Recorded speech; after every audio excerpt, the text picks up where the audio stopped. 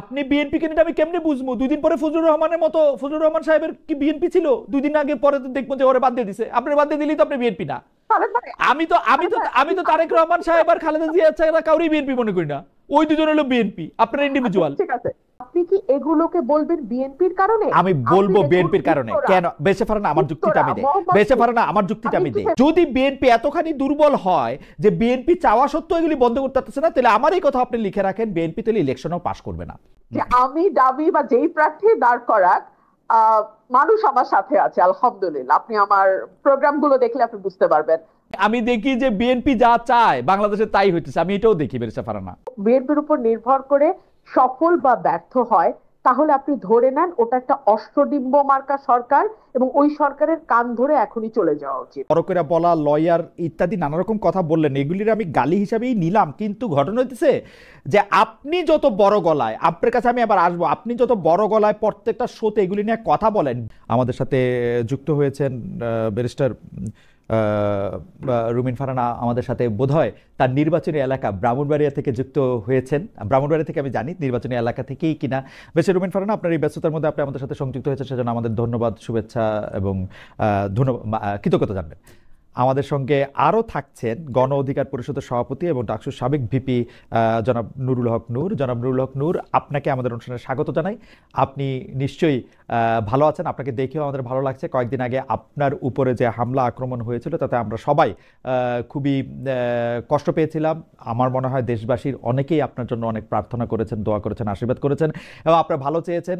এর জন্য আপনি বোধহয় দ্রুত সুস্থ হয়েছেন, আপনিও আমাদের সাথে যুক্ত হয়েছেন, এর জন্য আপনি আমাদের ধন্যবাদ, শুভেচ্ছা এবং কৃতজ্ঞতা জানবেন। জনাব নুরুল হক নূর এবং ব্যারিস্টার রুমিন ফারানা, আপনাদের দুজনের জন্যই আমি একই প্রশ্ন করতে চাই। আমি একটু নুরুল হক নূরকে দিয়ে শুরু করি। ব্যারিস্টার ফারানা, অল্প করে যদি নুরুল হক নূর Sure. একটু বলেন যে আর 2-1 মাস পরে হয়তো অন্তর্বর্তীকালীন সরকারটা নির্বাচনকালীন সরকারে পরিণত হবে, সেই সরকারের চেহারাটা কেমন দেখতে চান? আমি অনেকদিন পরে আসলে মিডিয়াতে কথা বলছি এবং টক শোতে যুক্ত হচ্ছি। বিশেষ করে 29শে অগস্টে আমাদের উপরে যে বর্বরচিত হামলা হয়েছিল সেই ঘটনার পর, সেই কারণে সবাইকে প্রতিবাদ প্রতিক্রিয়ার মাধ্যমে আমাদের পাশে ছিলেন, আমাদের জন্য দোয়া করেছেন। কারণ আমার ব্যক্তিগত ডাক্তার উনি পরিষ্কারভাবে বলেছিলেন যে আসলে আমার আইসিইউতে ইলেকট্রোলাইট ইমব্যালেন্স, পটাশিয়াম ফল করা, শ্বাস প্রশ্বাসের সমস্যা, তাতে যে অবস্থা, এটা আসলে একটা সেকেন্ড লাইফ। সো সেজন্য আমি ধন্যবাদ জানাই যে যারা দোয়া করেছেন। আর আগামীতে আর কয়েক মাস পরে এই অন্তর্বর্তীকালীন সরকার নির্বাচনকালীন সরকারে পরিণত হবে। আমি মনে করি যে কথাটা আমি অনেকদিন ধরে বলে আসছি, আমাদের দলেরও অনেকেই আমার এই আন্ডারস্ট্যান্ডিং এর সাথে একমত, যে বর্তমান উপদেষ্টা পরিষদ দিয়ে একটি সুষ্ঠু নির্বাচন, বিশেষ করে জুলাইয়ের পরে আগামীতে যে বহুল প্রত্যাশিত নির্বাচন, সেটি সম্ভব হবে না। তাদের সেই ফিটনেস নাই বলে আমি মনে করি। একটা সুষ্ঠু নির্বাচন করার জন্য, জন আকাঙ্ক্ষা পূরণের জন্য এই উপদেষ্টা পরিষদ অবশ্যই একটা পুনর্গঠন প্রয়োজন হবে, এবং আমি যতদূর জানি সরকারের মধ্যেও সেই আলোচনাটা আছে। সো নির্বাচনকালীন সরকার তফসিল ঘোষণার আগে আগে হয়তো কিছু পরিবর্তন আমরা দেখতে পারি। সেই ক্ষেত্রে যদি সেই ধরনের যোগ্য, দক্ষ, কমিটেড লোককে আমরা উপদেষ্টা পরিষদে দেখতে পাই, তাহলে হয়তো আমরা আশা করতে পারি যে একটা ভালো নির্বাচন হবে। আহ, কিন্তু এই কাঠামোতে এই উপদেষ্টা পরিষদ দিয়ে সেটি সম্ভব হবে না। এটুকু আমি আমার উপলব্ধি বা আন্ডারস্ট্যান্ডিং থেকে বলতে পারি। উম, ব্যারিস্টার রুবিন ফারানা, আপনিও কি এরকম মনে করেন যে নির্বাচনকালীন সরকার আসলে পুনর্গঠন হবেন? এটি জনাব নুরুল হক নূর বলছেন যে আপনি শুনলেন যে আহ, এই সরকারে আসলে নির্বাচনকালীন ফিটনেসই নাই। আপনার মন্তব্য একটু আমরা শুনতে চাই। দেখুন, একটা চমৎকার নির্বাচন বা ভালো নির্বাচন আসলে নির্ভর করে নির্বাচন কমিশন, সরকার, পলিটিক্যাল পার্টিজ, প্রার্থী, ভোটার সকলের উপরে। কিন্তু মূল চাবিটা কিন্তু সরকারের হাতে থাকে। তো সরকার যদি নিরপেক্ষ না হয়, সরকার যদি যথেষ্ট পরিমাণে আহ, কার্যকর সরকার না হয়, কিংবা সরকারের ব্যাপারে যদি সাধারণ মানুষের মধ্যে একটা পারসেপশন থাকে যে এই সরকার আইদার বায়াসড অর ইনকম্পিটেন্ট, দুটোই কিন্তু নির্বাচনের জন্য খুব খারাপ।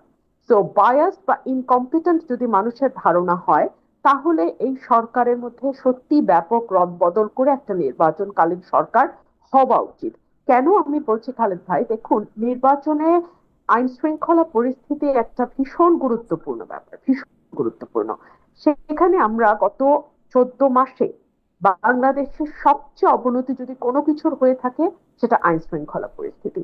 প্রথম দিকে আমরা শুনে এসেছি পুলিশ কাজ করছে না, পুলিশ অ্যাক্টিভ হচ্ছে না, তারা ভয় পেয়েছে, ট্রমার মধ্যে আছে। কিন্তু 14 much is a long time. এত দীর্ঘ সময়ে যদি কোনো সরকার, এবং আরো পার্টিকুলারলি বলতে গেলে আমাদের স্বরাষ্ট্র উপদেষ্টা, তিনি যদি পুলিশকে যথেষ্ট অ্যাক্টিভ করতে না পারেন, যে পুলিশ মব বন্ধ করবে, পুলিশ নারী এবং সংখ্যালঘুদের নিরাপত্তা দিতে সক্ষম হবে, পুলিশ ভিন্ন মতের মানুষকে যথেষ্ট পরিমাণ নিরাপত্তা দিবে, সেই রকম অবস্থায় যদি দেশটা না যায়, তাহলে আমরা কিভাবে নির্বাচন করি আপনি বলেন? তো আমার মনে হয় যে যেহেতু অনেক বছর পর বাংলাদেশে একটি নির্বাচন হতে যাচ্ছে, এবং এই নির্বাচনটার দিকে কেবল যে বাংলাদেশের পলিটিক্যাল পার্টিস গুলো তাকিয়ে আছে তা না, সাধারণ মানুষের উৎসাহ উদ্দীপনাও কিন্তু চোখে পড়ার মতো। সম্প্রতি একটা জরিপে দেখলাম 90%-এর উপরে ভোটার আশা করছেন যে তারা ভোট কেন্দ্রে যাবেন এবং ভোটটা দিতে পারবেন। তারা যাতে নিরাপদে ভোট কেন্দ্রে যেতে পারেন এবং তারা যাতে নিরাপদে তাদের প্রতিনিধি নির্বাচন করতে পারেন, তার পুরো দায়িত্বটা এই সরকারের। বেরচা তো ফারহানা, আশা করব। বেশি ফারহানা, দুইটা ছোট সম্পর্ক প্রশ্ন আপনাকে দিয়ে একটু শুরু করি। আপনিও কি মনে করছেন তাহলে এই নির্বাচনকালীন সরকারকে, আপনি যেহেতু মনে করছেন যে উপদেষ্টা পরিষদ পুনর্গঠন হতে পারে, সেই ক্ষেত্রে আপনি কি মনে করেন যে উপদেষ্টা পরিষদের ব্যর্থতার দায় নিয়ে ডক্টর ইউনূসকেও কি সরে যাওয়া উচিত, নাকি ডক্টর ইউনূসের, এটাও আপনাদের দুজনের কাছেই প্রশ্ন, নাকি ডক্টর ইউনূস থাকবেন, অন্য উপদেষ্টারা আসবেন? আপনি কোন ফরম্যাটটা ভাবছেন যে ভালো হবে? দেখুন, আমি আজকে একটা নিউজে দেখছিলাম যে ভোটের দিন পর্যন্ত তরুণদেরকে ভোটার করবার একটা আবেদন করেছে হুম এনসিপি। হুম তারা চাইছে ভোটের দিন পর্যন্ত ভোটার হোক। হুম এনসিপি হচ্ছে সেই পলিটিক্যাল পার্টি হুম যারা গণ অভ্যুত্থানের পর হুম কিংস পার্টি হিসেবে ব্যাপকভাবে পরিচিতি লাভ করে। এখন প্রশ্ন আসতে পারে, এর প্রমাণ কি যে তারা কিংস পার্টি? প্রমাণ কিছু নাই খালেদ ভাই, হুম বাট পলিটিক্স এর perception is reality, hmm very important. Hmm যখন ডক্টর মোহাম্মদ ইউনূস তাদেরকে নিয়োগকর্তা বলেন, যখন ডক্টর মোহাম্মদ ইউনূস তাদেরকে মাস্টার মাইন্ড বলেন, যখন ডক্টর মোহাম্মদ ইউনূস তাদেরকে দল খোলার পরামর্শ দেন, এবং সেটা তিনি ওপেনলি বিদেশি গণমাধ্যমকে জানান যে হুম তাদেরকে আমি দল খুলতে বলেছি, না হলে হুম জুলাই স্পিরিট নষ্ট হয়ে যাবে। হুম যখন আমরা দেখি তিনি পদত্যাগ করার সিদ্ধান্ত নেন নাহিদ ইসলামকে ডেকে, হুম এবং যখন আমরা দেখি নাহিদ ইসলাম যখন তাদের ক্যাবিনেট থেকে মানে সরে যাচ্ছেন, বিদায় নিচ্ছেন, সেই সময় তাকে প্রাইম মিনিস্টার দেখবার ইচ্ছা হুম একেবারে খোলাখুলি প্রকাশ করেন প্রেস সচিব। হুম আবার আমরা দেখি সার্জিস আলম বলছেন যে ডক্টর মোহাম্মদ ইউনূসকে একটা নির্বাচিত সরকারের প্রধানমন্ত্রী হিসেবে দেখা তার দীর্ঘদিনের স্বপ্ন।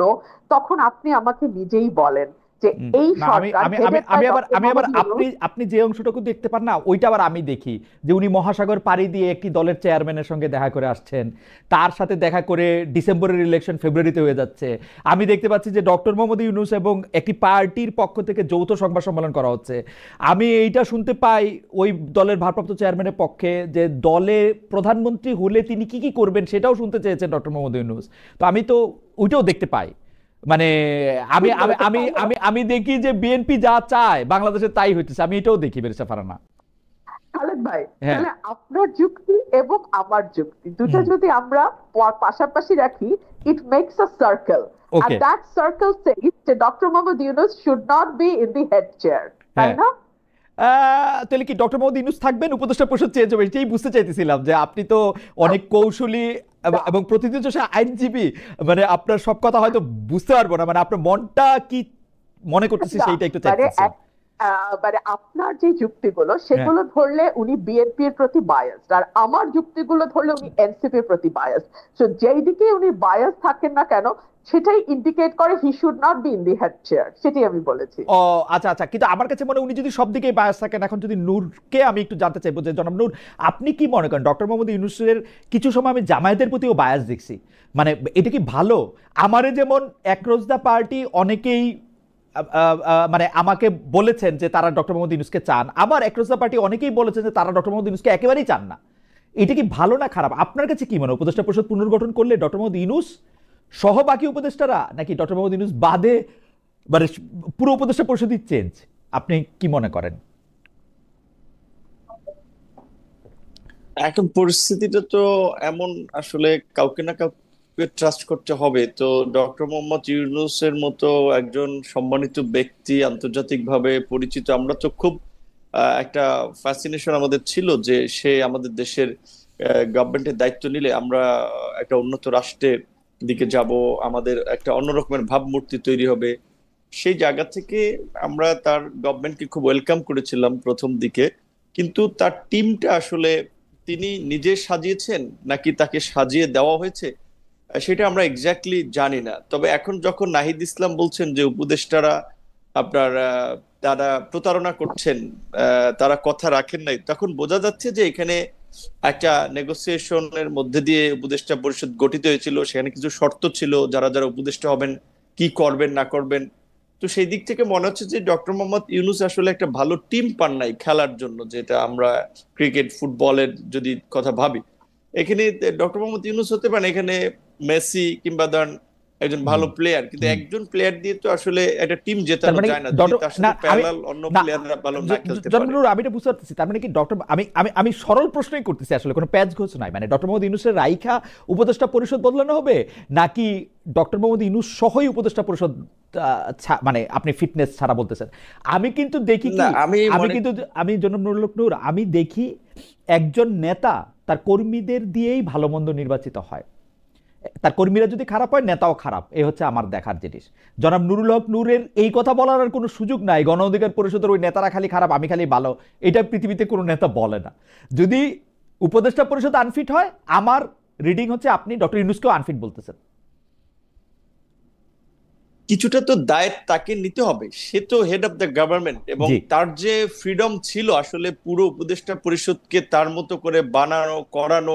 সেক্ষেত্রে আমরা যখন একাধিকবার পরামর্শ দিয়েছিলাম, এখানে আন্দালিব রহমান পার্থ, মান্না ভাই, জুনায়েদ সাকি এরকম কিছু লোকজন নেন, কারণ পলিটিক্যাল রাষ্ট্র একটা পলিটিক্যাল যন্ত্র, এইটাকে আপনি একেবারে নন পলিটিক্যাল ওয়েতে পরিচালনা করতে পারবেন না। তো দেখলাম যে গভর্নমেন্ট সহ উপদেষ্টা পরিষদের অনেকেই রাজনীতিবিদদের প্রতি আসলে খুবই একটা বিতৃষ্ণা, যে না তাহলে রাজনীতিবিদরা যদি এই গভর্নমেন্টে আসে তাহলে আমাদের কাজ কি। তো তারা তো এক বছরে আসলে যেই জায়গায় নিয়ে গেছে মানুষকে, একটা প্রচন্ড রকমের হতাশার জায়গায়, সেখানে তো প্রধান হিসেবে তো প্রধান উপদেষ্টাতেও কিছু দায়িত্ব নিতে হবে। তবে তারপর আমি মনে করি যে বাংলাদেশের বর্তমান আহ, অভ্যন্তরীণ এবং বৈশ্বিক রাজনৈতিক প্রেক্ষাপটে ডক্টর মোহাম্মদ ইউনূসকে রেখেই আসলে উপদেষ্টা ওকে। পরিষদটাকে যদি আচ্ছা, পুনর্গঠন করা যায়, সেখানে মানে কিছু কেপাবল কিন্তু কিন্তু কিন্তু যুক্ত করা যায়, তবে একটা ভালো নির্বাচনের দিকে আমরা যেতে পারি। কিন্তু মান্না ভাই, সাকিব ভাই, উনারা তো পলিটিক্স করবেন, উনারা কি অন্তর্বর্তী সরকারে আসবেন? উনারা তো ইলেকশন করবেন, না আপনি বলে তো না। এখন তো কেউ আসবে না। আমরা শুরুর দিকে তাহলে বলেছিলাম যে কাকে দিয়ে এখানে পাল্টাবেন? কিছু পলিটিক্যাল আহ, ফিগারকে আচ্ছা নূর সাহেব, নেন। কাকে দিয়ে এখন পাল্টাবেন? ধরুন আলাপ আলোচনা করলে, ধরেন খুঁজলে, আমাকে দায়িত্ব দিলে বা রুবিন ফারহানাকে দায়িত্ব দিলে তারা বের করবে, কিন্তু আমাদেরকে তো ওই দায়িত্বটা দেয় নাই যে আমরা না, খুঁজে আপনি বের তো করবো। আপনি এখানে তো ধরেন জনাব আমরা নূর, আপনি খুবই গুরুত্বপূর্ণ একটা পলিটিক্যাল পার্সন, তো আপনাকে কেমনে এই দায়িত্ব দিবে? আপনি তো আপনার ইচ্ছা মতো লোক যথা আমারে বসায় দিবেন ওখানে, যাতে আমি আপনারে ফেভার করি। রাইট। না তে- না কিন্তু আলটিমেটলি এখন এখন না, সেটা তো উচিত হবে না। সেইটাই ধরেন, অন্যান্য সময় যে কেয়ারটেকার গভর্নমেন্ট গঠিত হতো, কিংবা এখন হুম, যে জুলাই সনদেও যে কেয়ারটেকার গভর্নমেন্ট হুম, গঠনের যে বিধানটা রাখা হয়েছে, সেখানে কিন্তু বলা হয়েছে যে সরকারি দল আপনার কেয়ারটেকার হিসেবে তিনজনের নাম দিবে, চিফ হিসেবে বিরোধী দল হুম। তিনজনের নাম দিবে, অন্যান্য পার্টিগুলো নাম দিবে, সেখান থেকে একজনকে ও, আপনার চুজ করবে বা বাছাই করবে। সো এখন যদি এক্সটেনশন করতে হয়, এখানে কিছু নিরপেক্ষ ব্যক্তিকে একটা ভালো নির্বাচনের জন্য সরকার চাইলে রাজনৈতিক দলগুলোর কাছে নাম চাইতে পারে, কারণ তারা গত এক ওকে। বছরে তাদের পিক অ্যান্ড চুজের যে উপদেষ্টা পরিষদ গঠন করেছে, সেই উপদেষ্টা পরিষদ এক বছরে যে ইমেজ তৈরি করেছে এবং যে কর্মকাণ্ডের দৃষ্টান্ত রেখেছে, এটা অনেক ক্ষেত্রে শেখ হাসিনার মন্ত্রিসভার লোকজনের সমান কাজ করেছে। কাজে ওকে। এইটা, এই অভ্যুত্থান পরবর্তী সরকারের চেহারা এরকম হবে, উপদেষ্টাদের চেহারা এরকম হবে, এইটা তো মানুষ প্রত্যাশা করে নাই। ওকে। জনাব নূরের বক্তব্যটাকে যদি আমি এক লাইনে সামারাইজ করি, তাহলে তিনি মনে করছেন নির্বাচনকালীন সরকার হচ্ছে ডক্টর ইউনূস সহ অন্য আরো কিছু ফিট উপদেষ্টা যার নাম আসলে পলিটিক্যাল পার্টি থেকে নেওয়া যেতে পারে। বেশি রুমিন ফারহানা, এবার আপনাদের দুজনের প্রশ্নটি আমি আপনাকে দিয়ে শুরু করতে চাই, কিন্তু আপনি কি মনে করতেছেন যদি উপদেষ্টা পরিষদ পুনর্গঠন করতে হয় তাহলে ডক্টর মোহাম্মদ ইউনূসকেও বাদ দেওয়া উচিত? এক লাইনে যদি বলতেন। বা ডক্টর মোহাম্মদ, আমি তাই মনে করি। আপনি তাই মনে করছেন। আচ্ছা, এই প্রসঙ্গে একটু আপনাকে দিয়ে প্রশ্নটা শুরু করতে চাই, যে প্রশ্নটা জনাব নূরকেও একটু জবাব দিতে হবে। জনাব নূর অবশ্য কথাটা একটু তুলছেন, সেটা হচ্ছে 111 সরকারের শেষটায় সেফ এক্সিট কথাটা আমরা শুনছি, কিন্তু সেই 2007-এর সেই সরকারের সময়, সেই সময় আমরা সেফ এক্সিট ফখরুদ্দিন সাহেবকে বা মইনুদ্দিন সাহেবকে, আমরা জেনারেল মইনুদ্দিন সাহেবকে আমরা নিতেও দেখেছি আসলে, বা তারা একটা এই সেফ এক্সিটের ভাবনাটা ভেবেছেন। যদিও ফখরুদ্দিন সাহেব চলে গেছিলেন, মইনুদ্দিন সাহেব আরও কিছুদিন সেনাপ্রধান ছিলেন, কিন্তু সেফ এক্সিটটা তার মাথায় ছিল এবং তিনি কিন্তু বিদেশে অবস্থান করছেন সেই চাকরি শেষ হওয়ার পর। কিন্তু যেই সরকার গণ অভ্যুত্থানের দায়িত্ব মানে ম্যান্ডেট নিয়ে দায়িত্ব নিয়েছে, তাদের কেন সেফ এক্সিট খুঁজতে হবে? সেই সেফ এক্সিটের ব্যাখ্যা দিতে গিয়ে সৈয়দা রিজওয়ানা হাসান কিন্তু বলেছেন যে একজন উপদেষ্টা যে এইটা যিনি বলেছেন তাকেই কিন্তু আসলে এটা বলতে হবে। জনাব ফাজুল করিম খান আরেকজন উপদেষ্টা, তিনি বলেছেন যে তিনি কোনো সেফ এক্সিটের কথা চিন্তা করছেন না, তিনি এখানেই থাকবেন। এখন কোথায় গেলে এই গণ অভ্যুত্থানের যারা লিডার, যারা এই সরকার গঠনে অনেক বড় ভূমিকা পালন করলো, তারা এদের প্রতারক মনে করলো যে সেফ এক্সিট নিয়ে তাদের যাইতে হবে? বেশা ফারহানা, আপনাকে শুনে আমি একটু জনাব নুরুল হক নূরকেও শুনতে চাই এই বিষয়টায়। আমি যদি প্রতারণা শব্দটি কঠিন শক্ত একটি শব্দ, আমি যদি প্রতারণা শব্দটিকে একপাশে সরিয়েও রাখি, গণ অভ্যুত্থানের পরে সকলের সম্মতিতে, সকলের ইচ্ছায় যে সরকারটি গঠিত হলো, সেই সরকারটি কতটা আচার ব্যর্থ হলে এরকম সেফ এক্সিট কথাটা প্রশ্নটা ওঠে। আপনি দেখুন সেফ এক্সিটের কথাটা মানে নিরাপদ প্রস্থান, না এটা যদি বাংলা করি, নিরাপদ পলায়ন যদি নাও বলি, নিরাপদ প্রস্থান। তো নিরাপদ প্রস্থানের প্রশ্ন কখন আসে? এক হচ্ছে যখন আপনি কোনো গুরুতর অপরাধ করেন। এই সরকারটি কি কোনো গুরুতর অপরাধ করেছে? এই সরকারটিকে আমি দুই ভাগে ভাগ করতে চাই। এক ভাগে আছে সুশীল সমাজ বা নাগরিক সমাজের ব্যক্তিরা, আরেক ভাগে আছে গণ অভ্যুত্থানের কিছু পরিচিত মুখ। গণ অভ্যুত্থানের দুজন পরিচিত মুখ, নাহিদ ইসলাম যেহেতু সরে এসছেন, দুজন পরিচিত মুখ এখনো আছেন। তার একজন হচ্ছেন মাহফুজ আলম, আরেকজন হচ্ছেন সরি আমার নামটা এই মুহূর্তে মনে পড়ছে না, আরেকজন যিনি কুমিল্লার, আসিফ মাহমুদ সজীব ভুঁইয়া। আসিফ মাহমুদ সজীব ভুঁইয়া। জি, আমি মাহফুজ আলমের ব্যাপারে খুব বেশি বিতর্ক কিন্তু আমাদের কানে আসে নাই, কিন্তু আসিফ মাহমুদ সজীব ভুঁইয়া, তার এলাকা, তার পরিবার, তার পলিটিক্যাল পার্টিতে যোগ দেয়া, মানে কোনটাতে তিনি আদৌ দেবেন, তার নির্বাচন করা, নির্বাচনকে সামনে রেখে 240 কোটি টাকার প্রজেক্ট কুমিল্লায় অনুমোদন করা, যেটা নির্বাচনের ঠিক অব্যবহিত আগেই শেষ হবে বা শুরু হবে, অর্থাৎ ইলেকশনের সাথে ভেরি ক্লোজলি কানেক্টেড। এই বিষয়গুলো কিন্তু ভালো বার্তা দেয় না। এখন আসে নাগরিক সমাজের। প্রথম থেকে আসিফ মাহমুদ সজীব ভুঁইয়া যেটাই বলছেন আর কি, যে তিনি অনেক বেশি মানে বিরোধী প্রপাগান্ডার শিকার হয়েছেন নানা কারণে।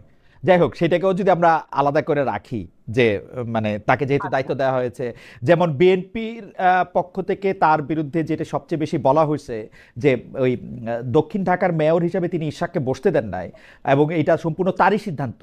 এইটা উপদেষ্টাদের মধ্যেও কেউ এইটা ডিসক্লোজ করেন নাই, এমনকি প্রধান উপদেষ্টার প্রেস সচিবও এটা বলেন নাই যে এইটা আসিফ মাহমুদ সজীব ভুঁইয়ার একক সিদ্ধান্ত না, এটা উপদেষ্টা পরিষদের সিদ্ধান্ত, যেখানে উপদেষ্টা পরিষদ তার ঘাড়ে বন্দুক রেখে মানে তাকে আসলে মানে আমি এটাতে খুবই বিস্মিত হয়েছি যে এইটা আসিফ মাহমুদ সজীব ভুঁইয়াকে ঠেলে দেওয়া হয়েছে। বলে নাই যেটা আসিফের সিদ্ধান্ত না, এর বাইরেও আপনি দেখেন আসিফ একটি গণমাধ্যমের দিকে আঙ্গুল তুলছে যে সেই গণমাধ্যমটি ইশরাকের প্রভাব দ্বারা প্রভাবিত, কিন্তু সেই গণমাধ্যম যে রিপোর্ট গুলো করেছে সেটা তো একটা প্রপার ইনভেস্টিগেশন হতে পারতো, তাই না?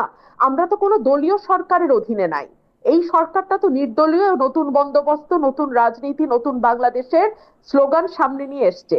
তাহলে একজন উপদেষ্টার অনিয়মের কোনো রিপোর্ট যদি গণমাধ্যমে আসে, সেটার কেন তদন্ত হবে না?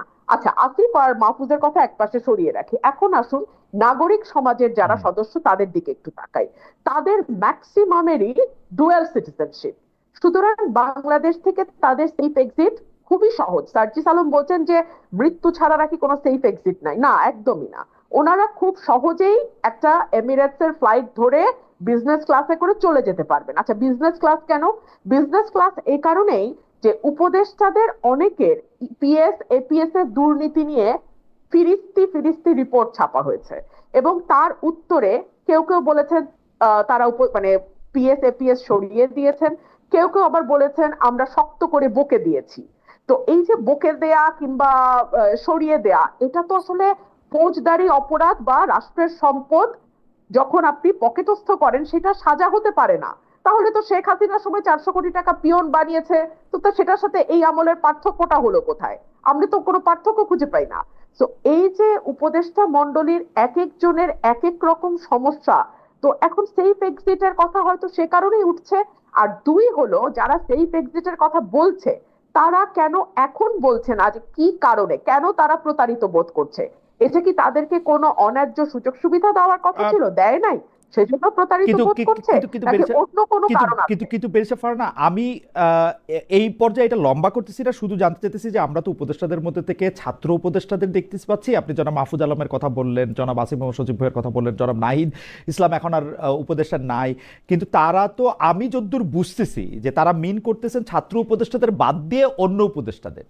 কিন্তু অন্য উপদেষ্টারা স্পেসিফিক কি করছেন, তাদের বিরুদ্ধে দুর্নীতির কোনো বা অসততার কোনো স্পেসিফিক অভিযোগ, তারা ব্যর্থ হইতে পারে, কিন্তু এগুলিকে আমরা একটা দেখি বা আমাদের কাছে কি কিছু আছে স্পেসিফিক কিছু, মানে ছাত্র উপদেষ্টাদের কথা বাদ দিয়ে? আমার একটা পরিচয় তো আইনজীবীও, হ্যাঁ, তো আইনে একটা কথা বলা হয়, হি হু অ্যালেজেস মাস্ট প্রুভ। যে অভিযোগ উত্থাপন করবে তাকেই সেটা প্রমাণ করতে হবে। তো যে অভিযোগটা উত্থাপিত হয়েছে যে তারা প্রতারণা করেছে, তাদের নিরাপদ প্রস্থান দরকার হবে, তো যে অভিযোগ এনেছে তাকে প্রমাণ করতে হবে যে কি প্রতারণাটা তারা করেছে। রাইট। তো আমাদের সাধারণ মানুষ এবং আমরা যারা নির্বাচন করব, আপনি খুব সঠিকভাবে বলেছেন, আমি কিন্তু এখনো আমার এলাকায়, আমি সপ্তাহে 5 দিনে আমার এলাকাতেই থাকি। তো আমরা এই যে মানে জীবন দিয়ে কাজ করছি, এত কষ্ট করছি, এরপরে যদি আমরা গিয়ে দেখি যে আগে ভাগেই কোনো না কোনো ডিলিং কোনো না কোনো রাজনৈতিক দলের সাথে উপদেষ্টাদের কিংবা উপদেষ্টা পরিষদের হয়ে আছে, কিংবা নির্বাচনে একরকম ধোঁয়াশা দেখছি, কারণ আমি অনেক বেশি সরব, অনেক বেশি সমালোচনা করি এই সরকারের, সুতরাং আমার নির্বাচনের সময় আমি জানি না আমি কিরকম ট্রিটমেন্ট পাবো।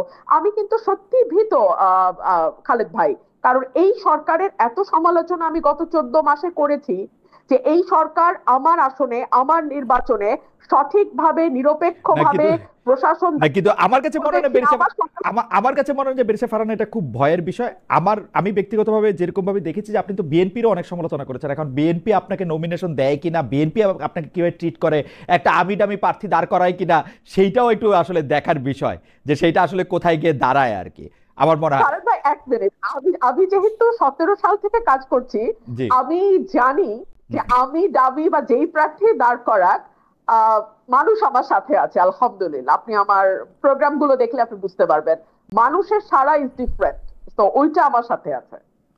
আমরা কি জনাব নুরুল হক নূর, আমি মানে আমি আপনাকে পেয়ে ওই সেফ এক্সিটটার ধারণা থেকে, যে কেন তারা আসলে কাদের দিকে ইঙ্গিত করতেছে, যে মানে কোন উপদেষ্টারা বা কাদের আসলে সেফ এক্সিটটা নিতে হবে, সেইটা একটু আপনি আমাদেরকে যদি একটু বলেন। আরেকটা বিষয় হচ্ছে যে তাহলে আমি এখন কি করব?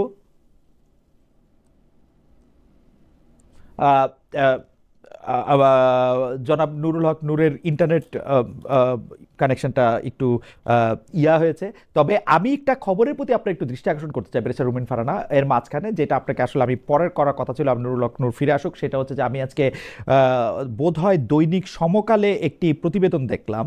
দৈনিক সমকালে প্রতিবেদনটা হচ্ছে অনেকটা এরকম, আমি আপনাকে বলি, এনসিপিকে ভোটের মাঠে সঙ্গে চায় বিএনপি। আমরা দেখেছি যে বিএনপি এনসিপির কর্মকাণ্ডকে তুমুল সমালোচনা করেছে, আপনিও করেছেন,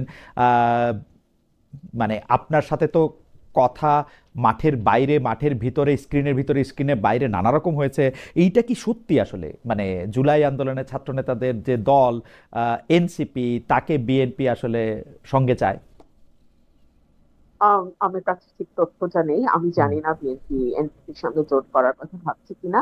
তবে আচ্ছা। বহুদিন আগে বিএনপি তার একটা অবস্থান পরিষ্কার করেছিল যে জামাতের সাথে জোট হবে না, হুম। এর বাইরে অন্য যে কোনো পলিটিক্যাল পার্টির সঙ্গে বিএনপি জোট করতে পারে।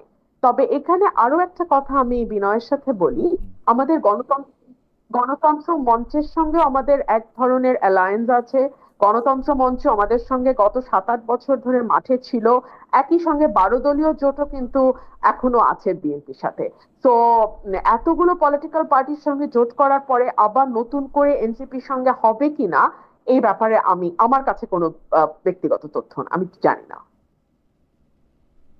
আহ, এইখানে আমি নিউজটা পড়ে যা জানলাম, নূর সাহেব ফিরে এসেছেন আমাদের কাছে, তবু একটা লাইন একটু শুরু রাখি। নিউজটা পড়ে আমি যা বুঝলাম, নিউজটা একেবারেই মানে গরম গরম, যাকে বলে ওভেন ফ্রেশ। সেটাতে বলা হইতেছে বিএনপি আসলে এনসিপির কাছে টানতে চায় জামায়াত থেকে যাতে দূরে রাখা যায়, মানে জামায়াতের সাথে যেন না যেতে পারে। এই ব্যাপারে কি আপনি দুইটা লাইন বলবেন?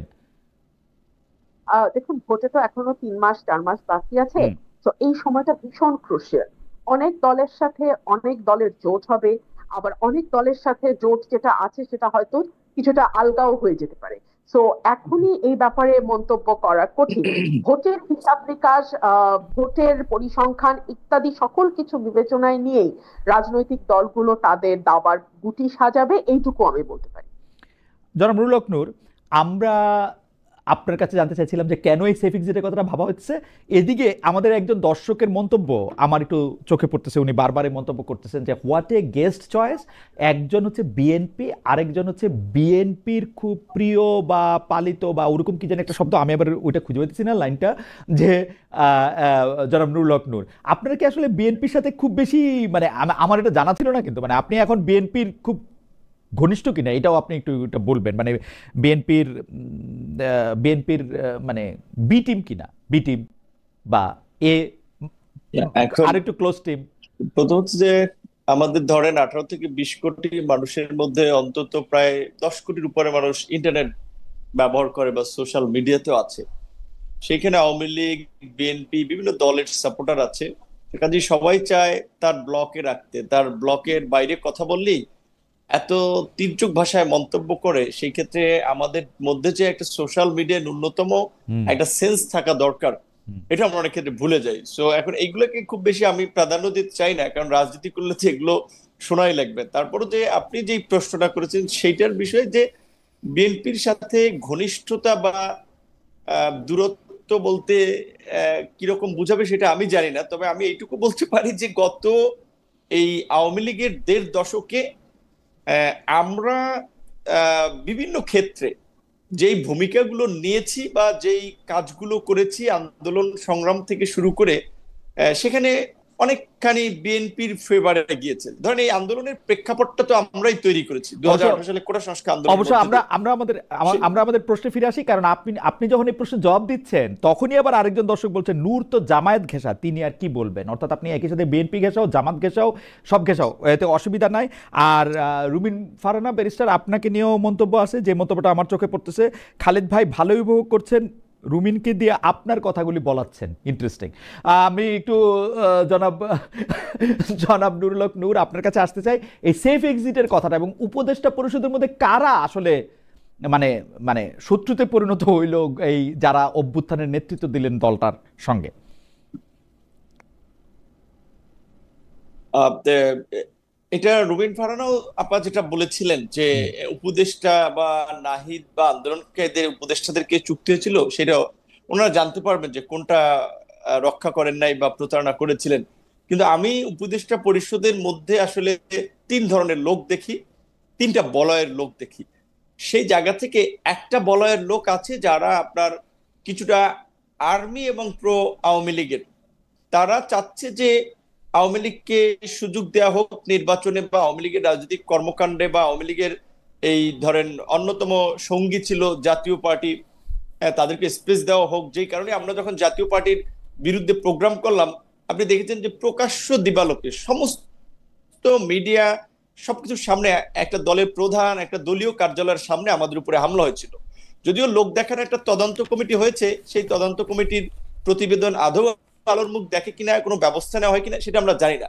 কিন্তু এটা শেখ হাসিনার আমলে, শেখ হাসিনাকে তো আমরা ফ্যাসিস্ট বলছি, আওয়ামী লীগকে তো আমরা ফ্যাসিস্ট বলছি, এইভাবে হ্যাঁ গুম করেছে, খুন করেছে, কিন্তু বিএনপির কোন নেতা কর্মী, শীর্ষ নেতাদেরকে কার্যালয়ের সামনে এইভাবে বোধহয় আপনার পিটিয়ে আহত করেনি। তো আমাদেরকে সেটা করেছে। তো কেন আমরা জাতীয় পার্টির বিরুদ্ধে আন্দোলন করেছিলাম বা প্রতিবাদ করেছিলাম, কারণ তারা চাচ্ছে যে সেই গভর্নমেন্টের অংশটা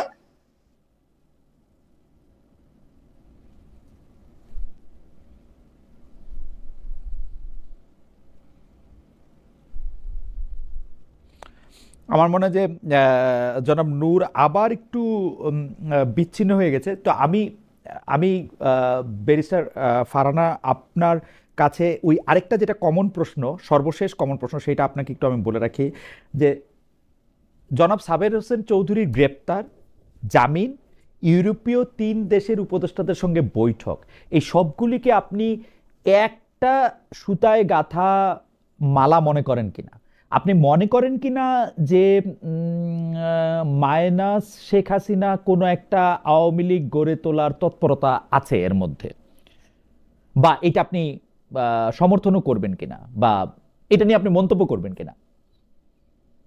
আহ একটা মন্তব্য তো আছে। হুম। আমরা লক্ষ্য করেছি ওনার বাসায় গেছেন এবং কোনোভাবে যাতে খবরটি বাইরে না যায় সেটার একটা চেষ্টা ছিল, অর্থাৎ মিটিংটি গোপনীয় সে ব্যাপারে কোনো সন্দেহ নাই। এবং এরপরে কিন্তু আমরা অনেক হাঁক ডাক শুনেছি, কিন্তু সরকার কোনো রকম কোনো মন্তব্য করেনি বা সরকারের তরফ থেকে আমরা কোনো কথাও শুনতে পাইনি। তো অ্যাপারেন্টলি আমরা ধরে নেই যে একজন সাবেক সংসদ সদস্য এবং সাবেক মন্ত্রীর বাসায় 3 জন কূটনীতিক গিয়েছিলেন এবং তাদের সৌজন্য সাক্ষাৎই আমি ধরে নিচ্ছি। এবং তাদের মধ্যে ডেফিনেটলি পলিটিক্যাল আলাপ আলোচনা হয়েছে। সাবের হোসেন চৌধুরীর ব্যাপারে একটি কথা না বললেই না। উম, উনি আওয়ামী লীগের খুব সজ্জন পলিটিশিয়ানদের একজন হিসেবেই ওনাকে মানুষ জানে, পারসেপশনটা সেরকম। তো 111-এর সময় অনেকে বলেন যে তার একটা -2 ফর্মুলা যেটা ছিল সেটার সাথে তার এক ধরনের যোগাযোগ হয়তো বা ছিল, এটা আমি জানি না, আমি আওয়ামী লীগের কথা বলতে পারবো না, বাট এটা মাঠের একটা পারসেপশন, পলিটিক্যাল ফিল্ডের একটা পারসেপশন যে উনি 111-এ -2 এর সঙ্গে যুক্ত। তো এখন আবার নতুন করে শুরু হয়েছে যে শেখ পরিবারকে বাদ দিয়ে নতুন করে আওয়ামী লীগ, যাদের হয়তো ক্লিন ইমেজ আছে, সেরকম কোনো ব্যাগেজ নাই, যাদের হাজার হাজার কোটি টাকা লোটপাট পাচারের ইয়ে নাই, ট্র্যাক রেকর্ড নাই, বা গুম, মানুষকে মিথ্যা মামলায় দেওয়ার ট্র্যাক রেকর্ড নাই, অর্থাৎ যারা অ্যাপারেন্টলি ক্লিন ইমেজের পলিটিশিয়ান, তাদেরকে নিয়ে আওয়ামী লীগকে নতুন করে আবার যাত্রা শুরু করার। তো সেখানে জনাব সাবের হোসেন চৌধুরীর বাসায় এই মিটিংটা আপনি বিচ্ছিন্ন ভাবে ধরতে, মানে ধরার কোনো উপায় নাই, এটা একই সূত্রেই আসলে গাথা হিসেবেই আমার মনে হয়। আমার মনে হয় যে ব্যারিস্টার ফারহানা মন্তব্য করেছেন, কিন্তু জনাব নুরুল হক নূর শুনতে পেয়েছেন কিনা আপনি যেখানে ছিলেন সেই জায়গা থেকে বলেন। আমি একটা নতুন প্রশ্ন করেছিলাম, শেষ কমন প্রশ্ন আপনাদের জন্য, যে প্রশ্নটা হচ্ছে যে সাবের হোসেন চৌধুরীর গ্রেপ্তার, জামিন, পরে আবার ইউরোপীয় ইউনিয়নের বৈঠক, এটিকে আপনি একটি মাইনাস শেখ হাসিনা, একটি অন্য আওয়ামী লীগের একটি প্রক্রিয়া, এটা আপনি মনে করেন কিনা? আপনি যে উত্তর দিচ্ছিলেন যে প্রশ্নটা, সেটা থেকে যদি শুরু করেন। রাইট রাইট, হ্যাঁ, আমি যেটা বলছিলাম এইখানে আপনার এই বিদেশিদের মধ্যস্থতায় আপনার আওয়ামী লীগকে একটা অল্টারনেটিভ আওয়ামী লীগ হিসেবে নির্বাচনে নেওয়া কিংবা জাতীয় পার্টি, এই মেকানিজমটা শুরু থেকে চলছিল। আপনার নিশ্চয়ই মনে আছে হাসনাতরাও আপনার সেনা প্রধানের সাথে মিটিং এর পরে এই ধরনের কথাবার্তা বলেছিল। সেকেন্ড হচ্ছে আপনার এই সাবের হোসেন চৌধুরী গ্রেপ্তারের পরে এত দ্রুত সময় জামিন পাওয়া, এটা কিন্তু পরিষ্কার যে সরকারের উপদেষ্টাদের সেখানেও 2 জন উপদেষ্টার নাম এসেছে। এবং আপনার পরবর্তীতে আমরা দেখেছি আমেরিকান এমবেসিতে 3 জন উপদেষ্টা গিয়ে মিটিং করে। আসলে এটা আমাদের জন্য লজ্জা যে মিনিস্টার আপনার আমেরিকান এমবেসি থেকে মিটিং করলে ঠিক ছিল। তো এখন সরকারের মধ্যে এই কারণে হয়তো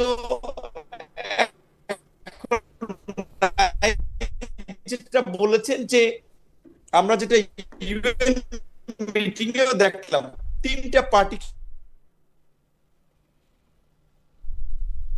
নিয়ে গেছেন, জামাতকে, বিএনপি কে, একটা পার্টি, একটা নিউ বেবি, আপনার কোন বিবেচনায় নিল? ধরেন বিএনপি একটা বড় আছে, ধরলাম যে তাদেরকে নিয়ে গেছে সেই বিবেচনায়, কিন্তু তারপরে জামাতকে কিংবা এনসিপি কে, তার মানে সরকার তো এই 3টা পার্টির মাধ্যমে একটা সমঝোতার নির্বাচন, সিট ভাগাভাগি নির্বাচন, যেটা রুমিন ফারহানা বলেছে যে তার এলাকায় সে যেহেতু সরকারের ক্রিটিসিজম করে, তার প্রতি নির্বাচনে কি ধরনের ট্রিটমেন্ট হয়, আমিও তো শঙ্কায় আছি, বা আমাদের প্রতি কি ট্রিটমেন্ট হয়, কারণ তিনটা পার্টিকে তো সরকার ওন করছে, বাকিদেরকে তো ওন করছে না, এটা সরকার আচার আচরণে দেখা গেছে। তো এই ধরনের একটা পক্ষপাত এইদিকে একদিকে দেখা যাচ্ছে, জাতীয় পার্টির বিষয়ে নীরবতা দেখা যাচ্ছে, জাতীয় পার্টির কার্যালয় পাহারায় পুলিশ থাকে, আর্মির লোকেরা থাকে, এবং তাদের বিরুদ্ধে কথা বলতে আমাদের নিষেধ করা হয়, প্রোগ্রাম করলে সেখানে হামলা করা হয়। তো তার মধ্যে দিয়ে পরিষ্কার যে সরকার নিজেদের না সেফটি কিন্তু রেখে কিন্তু আসলে জনাব নুরুল হক নূর, একটা এইটা ইলেকশন কিন্তু কিংবা এইটা জনাব নুরুল হক সমঝোতার নূর, মাধ্যমে একটা সেফ এক্সিটের কথা ভাবছেন, এটা বলাই যায়। কিন্তু জনাব নুরুল হক নূর, আমি কিন্তু এই প্রশ্নটা আপনাকে একটু পরে করতে চাইছিলাম, কিন্তু এখনই একটু করতে বাধ্য হতেছি, যে সেটা হলো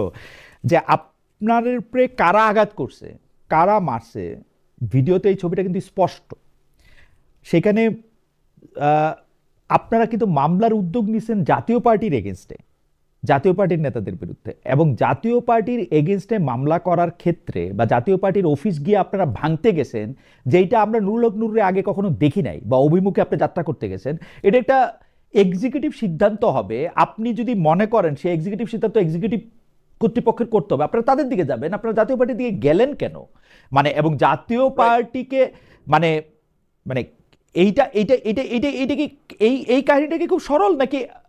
জনাব নূর, আপনি জানেন যে আপনাকে আমি অনেকদিন চিনি, আমি কিন্তু আমার এই প্রশ্নটা করতেই দিছে, আপনি কি কারণে দিয়ে সেট আপ হইলেন যে এটাই আমি বলতেছি খালেদ ভাই, জি এইখানে প্রথমত মিডিয়ায় হয়তো বিষয়টা সঠিকভাবে তুলে ধরতে পারে না। দেখেন, আমরা ওই দিন প্রথম একটা মিছিল করে আমাদের মিছিল সমাপ্ত করেছি, তারপরে যখন জাতীয় পার্টির মহাসচিব এবং চেয়ারম্যান তারা যখন সংবাদ সম্মেলন করে আমাদের বিরুদ্ধে কতগুলো মিথ্যা এলিগেশন দিলেন যে তারা জাতীয় পার্টির কার্যালয় দখল করতে আসছে, প্রস্তুতি নিয়েছে, আসলে আমাদের প্রথম মিছিল তো পিসফুলি শেষ করেছে, আমাদের এই ধরনের কোনো ইন্টেনশন ছিল না। তাহলে তো এই গণ অভ্যুত্থানের 1 বছর পরে কেন আমরা দখল করতে যাবো? এটা তো শুরুর দিকেও করতে পারতাম যদি আমাদের ওই ধরনের ইন্টেনশন থাকতো। দ্বিতীয়ত, এই 1 বছরে আমাদের গণ অধিকার পরিষদের কোন নেতা কর্মীর বিরুদ্ধে এই ধরনের কোনো মব তৈরি করা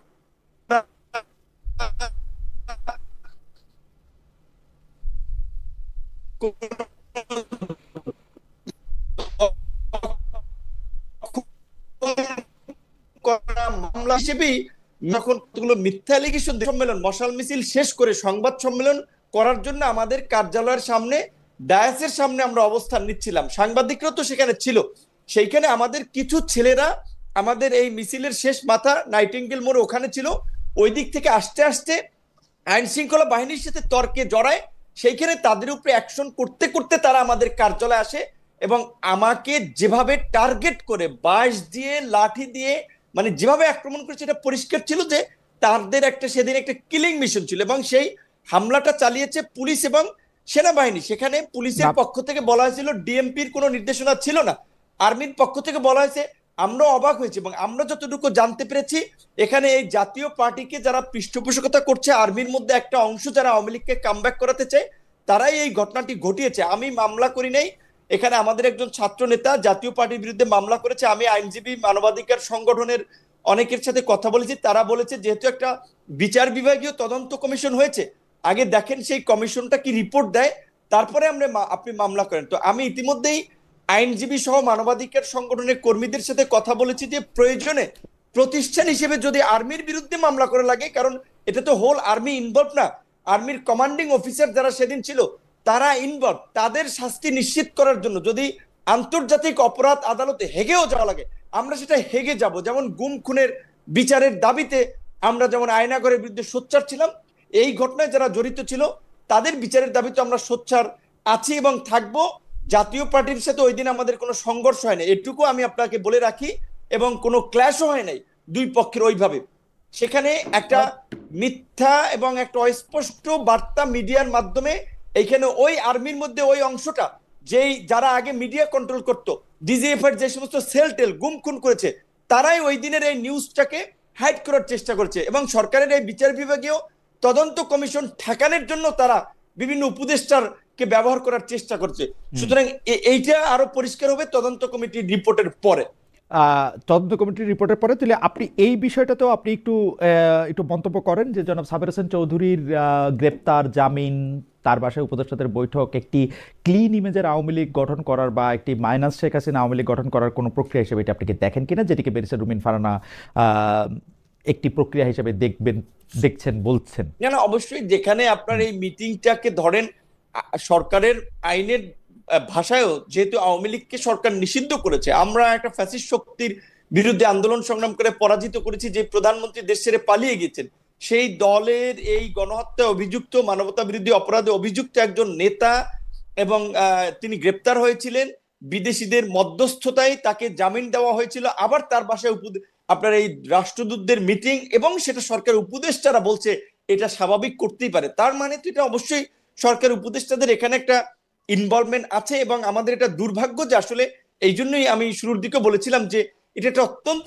দুর্বল চিত্তের লোকদের একটা উপদেষ্টা পরিষদ, এবং এটা এই দায় আবার নাহিদদেরকেও নিতে হবে। নাহিদরা যেমন উপদেষ্টাদের সেফ এক্সিটের কথা বলছেন, তারা যারা এই উপদেষ্টা পরিষদ গঠনের সাথে জড়িত ছিলেন তাদেরকে এই দায়টা নিতে হবে যে তারা গণ অভ্যুত্থানের সাথে বেইমানি করে এরকম নিজেদের ভাই বন্ধু আড্ডা সার্কেলের, চা কফির সার্কেলের একটা সিন্ডিকেটকে নিয়ে একটা উপদেষ্টা পরিষদ গঠন করেছে। এবং মাসুদ কামাল, সাংবাদিক মাসুদ কামালের ভাষায় যে যারা বিপ্লবেরও 12টা বাজাইছে, এটা আসলে পরিষ্কার এই উপদেষ্টা পরিষদের কর্মকাণ্ডে। এটা আমাদের জন্য দুর্ভাগ্য যে আমরা রক্ত দিয়েছি, লড়াই করেছি, সংগ্রাম করেছি, নিজেদের জীবন বিপন্ন করেছি, কিন্তু এই ধরনের একটা দুর্বল, একটা অকার্যকর এবং অযোগ্য উপদেষ্টা পরিষদ আমরা পেয়েছি। আপনি এর মধ্যে থেকে আমি একটু ব্যারিস্টার ফারহানার কাছে যেতে চাই, জনাব নুরুল হক নূরের কথা, যে আপনি কি মনে করেন যে এর কারণ হিসাবে পলিটিক্যাল পার্টিগুলিরও অনেক দায় রয়েছে? যেমন আপনি জনাব মাহফুজ আলমের কথা বলছিলেন, আমি জনাব মাহফুজ আলমকে একটু উদ্ধৃত করি ব্যারিস্টার ফারহানা, যে জনাব মাহফুজ আলম বলতেছিলেন যে প্রথম দিকে সব পলিটিক্যাল পার্টি আসলে উপদেষ্টা পরিষদকে সাহায্য করছিলেন, তারা ধন্যবাদ দিচ্ছিলেন, তারা সব রকম সহায়তা দিতেও প্রস্তুত ছিলেন, কিন্তু যেই মুহূর্তে বিএনপির পক্ষ থেকে বেশিরভাগ, উনি বলেছেন যে মানে পার্সেন্টেজটা ওরকমভাবে বলেন নাই, বেশিরভাগ আমলা, স্ট্র্যাটেজিক যারা শাসন প্রশাসক আছেন তাদেরকে নিয়োগ দেওয়া হলো, তারপরে কিছু নিয়োগ দিল হচ্ছে জামায়াত, তারপর থেকেই তারা নির্বাচন চাইতে শুরু করলেন এবং অসহযোগিতা করতে শুরু করলেন তাদের লোকগুলিকে সেট করার পর। জনাব মাহফুজ আলমের সব কথার সাথে একমত পোষণ না করলেও আমি এই বিষয়টার সাথে কিছুটা একমত যে প্রশাসনের বেশিরভাগ জায়গায় বিএনপির লোকে আসলে বসে আছে, এবং বিএনপি আসলে বাংলাদেশের যা কিছু হইতেছে বা হইতেছে না এইটার ক্ষেত্রে আসলে নেতৃত্ব দিচ্ছে। বিএনপি বলে দিছে যে আমাদের ইন্টারেস্ট ছাড়া কোনো একটা জেলা শহরের কোনো একটা মানুষের ইন্টারেস্ট প্রোটেক্ট করার দরকার নাই। একটু যদি মন্তব্য করতেন। খালেদ ভাই, একদমই ভুল, একদমই ভুল। দেখুন, একটা সরকার যদি বিএনপির উপর নির্ভর করে সফল বা ব্যর্থ হয়, তাহলে আপনি ধরে নেন ওটা একটা অষ্টডিম্ব মার্কা সরকার, এবং ওই সরকারের কান ধরে এখনই চলে যাওয়া উচিত। কারণ যেই সরকার নিজেরা সরকারে থাকবে কিন্তু তাদের সাফল্য বা ব্যর্থতা নির্ভর করবে তৃতীয় কোনো পক্ষের উপর, তাহলে ওই সরকারের উচিত ওই তৃতীয় পক্ষকে পায়ে ধরে এনে ক্ষমতা বুঝিয়ে তাই করবে তো, তাই করবে তো, তাই করবে তো। এই সরকার তো বিএনপিকে তৃতীয় পক্ষ ভাবে না, বিএনপিকে। খালেদ ভাই, তাহলে আর এত জল ঘোলার দরকার তো নাই, তাহলে আরো আগেই করে ফেলতে পারতো। এক, দুই হলো, দেখুন, ধরুন আমি একটা উদাহরণ দিই, গত 14 মাসে 400-র কাছাকাছি মাজার ভাঙ্গা হয়েছে। একটাতেও আমি দায়িত্ব নিয়ে বলতেছি সরকার কোনো শক্ত পদক্ষেপ নেয়, নিন্দা জানানো ছাড়া। তো এটা কি বিএনপির দোষ? গত 14 মাস মরাল পুলিশিং হয়েছে মেয়েদের উপরে, একটা আওয়াজ এই সরকার করে না, এটা কি বিএনপির দোষ? আপনি দেখেন, আলাউদ্দিন খাঁর মৃত্যুবার্ষিকী না জন্মবার্ষিকী আমি ভুলে গেছি, সেটা উপলক্ষে সংস্কৃতি মন্ত্রণালয় উচ্চাঙ্গ সঙ্গীতের আয়োজন করেছিল, সেটাও গিয়ে লালবাগ কেল্লায়, সেটাও গিয়ে লালবাগের মসজিদ কমিটি এবং অন্যান্য যারা আছেন তৌহিদি জনতা, তারা বলেছেন নাচা গানা হবে না। সরকার তাদেরকে মাথায় হাত বুলিয়ে বুঝিয়েছে এটা নাচা গানা নয়, এখানে আমরা উচ্চাঙ্গ সঙ্গীত করব। আপনি জানেন অনেকগুলো মঞ্চ নাটক বন্ধ হয়েছে, আপনি কি এগুলোকে বলবেন বিএনপির কারণে? আমি বলবো বিএনপির কারণে কেন? বেঁচে ফারহানা, আমার যুক্তিটা আমি দেই, বেঁচে ফারহানা, আমার যুক্তিটা আমি দেই, আমার যুক্তিটা আমি দেই, আমি কেন বিএনপির দোষ বলবো? এক জি। একটা জায়গা অনিরাপদ হয়ে উঠতেছে, এগুলা কি আপনি বিএনপির আমি বলি কেন বলেন? আমি বলি বিএনপির দোষ কেন আমি দিব। আপনি মাদার ভাঙ্গা থেকে শুরু করে সাংস্কৃতিক অনুষ্ঠান, উচ্চাঙ্গ সঙ্গীত বন্ধ হওয়া, বিভিন্ন জায়গায় বিভিন্ন মব কালচার হওয়ার ক্ষেত্রে আমি বিএনপির দোষ এই কারণে বলবো, বিএনপি বাংলাদেশের নারীদের সবচেয়ে উপর মরাল পুলিশিং। হ্যাঁ, নারীদের বিরুদ্ধে মরাল পুলিশিং এর ক্ষেত্রে বিএনপির দায়টা আমি কোথায় দেখি? আমি দেখি যে বিএনপি বাংলাদেশের সবচেয়ে বড় রাজনৈতিক দল, এবং আওয়ামী লীগ যেখানে রাজনীতি নিষিদ্ধ আছে সেখানে আমি বলতে চাই যে বিএনপির সাথে দ্বিতীয় যে রাজনৈতিক দলটা প্রতিদ্বন্দ্বিতা আছে তারা আছে হচ্ছে অনেক পিছনে। তো জনগণের জনমানস এবং এই যে পাবলিক ওপিনিয়ন তৈরি করার ক্ষেত্রে বিএনপির একটা বড় ভূমিকা আছে, এবং যা কিছু আমরা আজকে দেখতে পাই সেইটা আজকে মোরাল পুলিশিং হোক, নারীদের প্রতি আক্রমণ হোক, উচ্চাঙ্গ সঙ্গীত বন্ধ করা হোক, আমি মনে করি যে এটা বিএনপির একটা প্রচ্ছন্ন ছায় সেটার মধ্যে থাকতেই হবে, আদারওয়াইজ এটা করা সম্ভব না। যদি বিএনপি এতখানি দুর্বল হয় যে বিএনপি চাওয়া সত্ত্বেও এগুলি বন্ধ করতে পারতেছে না, তাহলে আমার এই কথা আপনি লিখে রাখেন, বিএনপি তাহলে ইলেকশনও পাস করবে না। I have raised my case. Khaled ভাই, জি। এটা হচ্ছে গায়ের জোরে। হ্যাঁ, যখন আমাদের কোনো মামলা দুর্বল থাকে আমরা তখন গলার স্বরটা চেষ্টা করি উঁচুতে উঠিয়ে দিতে, সো দ্যাট আমরা গায়ের জোরে একটা কেস প্রুভ করে ফেলতে পারি। লয়াররা এটা করে অনেক সময়। আপনার কথা আমার কাছে সেরকম মনে হয়েছে। আচ্ছা, আপনি বলেন, পুলিশ প্রশাসন থেকে শুরু করে যারা দায়িত্ব পালনরত অবস্থায় আছে তারা এই সরকারের অধীনে কাজ করে, তাদের বেতন ভাতা সবকিছু আসে এই সরকারের কাছ থেকে। এক, দুই হচ্ছে তারা যদি দায়িত্বে অবহেলা করে কিংবা তারা কোনো অন্য দলের ইশারায় দায়িত্ব পালন থেকে বিরত থাকে, তখন তাদের বিরুদ্ধে শাস্তিমূলক ব্যবস্থা নেওয়ার এখতিয়ার কেবলমাত্র এই সরকার রাখে। এবং এই সব কাজ করার জন্য আমরা 5.5 থেকে 6 লাখ কোটি টাকা দিয়ে একটা সরকার পুষতেছি। হ্যাঁ, একটা মোটা ছোটা সরকার আমরা পুষি। এই যে তারা এক একবার বিদেশে যায় লট বহর নিয়ে, তার পিছনে রাষ্ট্রের কোটি কোটি কোটি টাকা খরচ হয়, সেগুলা কিন্তু তাদের এই দায়িত্বগুলা যাতে তারা সুষ্ঠুভাবে পালন করতে পারে সেইটার কারণেই তাদেরকে ওই জায়গায় বসানো হয়েছে, যেটা সুযোগ সুবিধা ভোগ করে তারা বিদেশে ট্রিটমেন্ট নেয়, বিদেশে ঘুরতে যায়, বিদেশে লট বহর নিয়ে জাতিসংঘে গিয়ে উঠে, ইত্যাদি ইত্যাদি ইত্যাদি। তো এগুলা করবার পরে তারা আইন শৃঙ্খলা ঠিক করতে পারবে না, তারা মানুষের জনমনে স্বস্তি আনতে পারবে না, তারা আওয়ামী লীগের মিছিল সমাবেশ বন্ধ করতে পারবে না, তারা মাজার ভাঙা বন্ধ করতে পারবে না, তারা নারীদের উপরে হয়ে যাওয়া মরাল পুলিশিং তো বন্ধ করে দূরেই থাক। আমি জাস্ট একটা উদাহরণ দেই, থানার থেকে মরাল পুলিশিং করা এক ব্যক্তিকে ফুলের মালা দিয়ে বাইর করে নিয়ে আসা হয়েছে, আপনি তো জানেন তাই না? আপনি তো জানেন যে কিভাবে লম্বা চুল দাড়ি রাস্তায় ফেলে জোর জবরদস্তি করে কাটা হয়েছে। এগুলা মিডিয়াতে বড় বড় করে না আসা পর্যন্ত আমি বেঁচে পারে না। আমি কেন, আপনি আমাকে গলার আওয়াজ বড় করে বলা, লয়ার ইত্যাদি নানা রকম কথা বললেন, এগুলির আমি গালি হিসাবেই নিলাম। কিন্তু ঘটনা হচ্ছে যে আপনি যত বড় গলায়, আপনার কাছে আমি আবার আসবো, আপনি যত বড় গলায় প্রত্যেকটা শোতে এগুলি নিয়ে কথা বলেন, বিএনপি থেকে এর কি প্রতিবাদ জানানো হয়েছে 400 মাজার ভাঙার একটা প্রেস রিলিজ দেওয়া ছাড়া? আমি আপনাকে বলি, মানুষের চুল কাটার আপনি বলেন বিএনপির কোন জায়গায় স্থানীয়ভাবে এগুলি প্রতিরোধ করা হয়েছে? আপনি বলেন কোন অন্যায়টা, আপনি যতগুলি অন্যায়ের কথা যতবার করে বলেন, আপনি বলেন কোন জায়গা থেকে বিএনপি কে বলা হয়েছে আর একবার যদি এই কথা বলা হয়, এটা করা হয়, আমরা এটাকে ধূলিসাৎ করব? আপনি তো দেখি নাই বিএনপির পজিশন। খালেদ ভাই, আমার যতদূর মনে পড়ে আপনার একটা শোতে হাসনাত আব্দুল্লাহকে আপনি বলছিলেন রাস্তায় পিচ দেওয়া হইতেছে কি হয় নাই এটা দেখার দায়িত্ব কি আপনার? না, ঠিক রাইট, ঠিক সেরকমই তার উপরে যদি কোনো ফৌজদারি অপরাধ ঘটে সেটা বন্ধ করার দায়িত্ব বিএনপি। ফৌজদারি অপরাধ বন্ধ করার দায়িত্ব আপনিও কিন্তু ফৌজদারি অপরাধ বন্ধ করার দায়িত্ব নিতেছেন না বেরিসা ফারানা। আপনি যেটা করতেছেন, আপনি এটা প্রতিবাদ জানাচ্ছেন প্রতিটা জায়গায়, আপনি এটা বলতেছেন। আমার প্রশ্ন হচ্ছে আরে আমার আপনি বিএনপি কে নিয়ে আমি কেমনে বুঝবো? 2 দিন পরে ফজলুর রহমানের মতো, ফজলুর রহমান সাহেবের কি বিএনপি ছিল? 2 দিন আগে পরে দেখবো যে ওরে বাদ দিয়ে দিছে। আপনি বাদ দিয়ে দিলেই তো আপনি বিএনপি না। আমি তো তারেক রহমান সাহেব আর খালেদা জিয়া ছাড়া কাউরি বিএনপি মনে করি না। ওই দুজন হলো বিএনপি, আপনার ইন্ডিভিজুয়াল।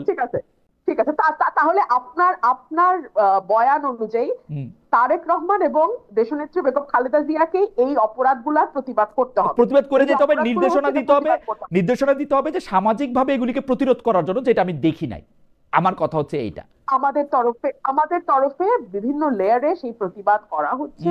বিভিন্ন লেয়ারে আমরা যখনই কথা বলছি, শুধু আমি না তো, আমার সঙ্গে টক শোতে যারা অন্যান্য যারা পার্টিসিপেন্ট যান বিএনপি কে রিপ্রেজেন্ট করেন, প্রত্যেকে কনডেম করছেন। কোনো লাভ কি হচ্ছে?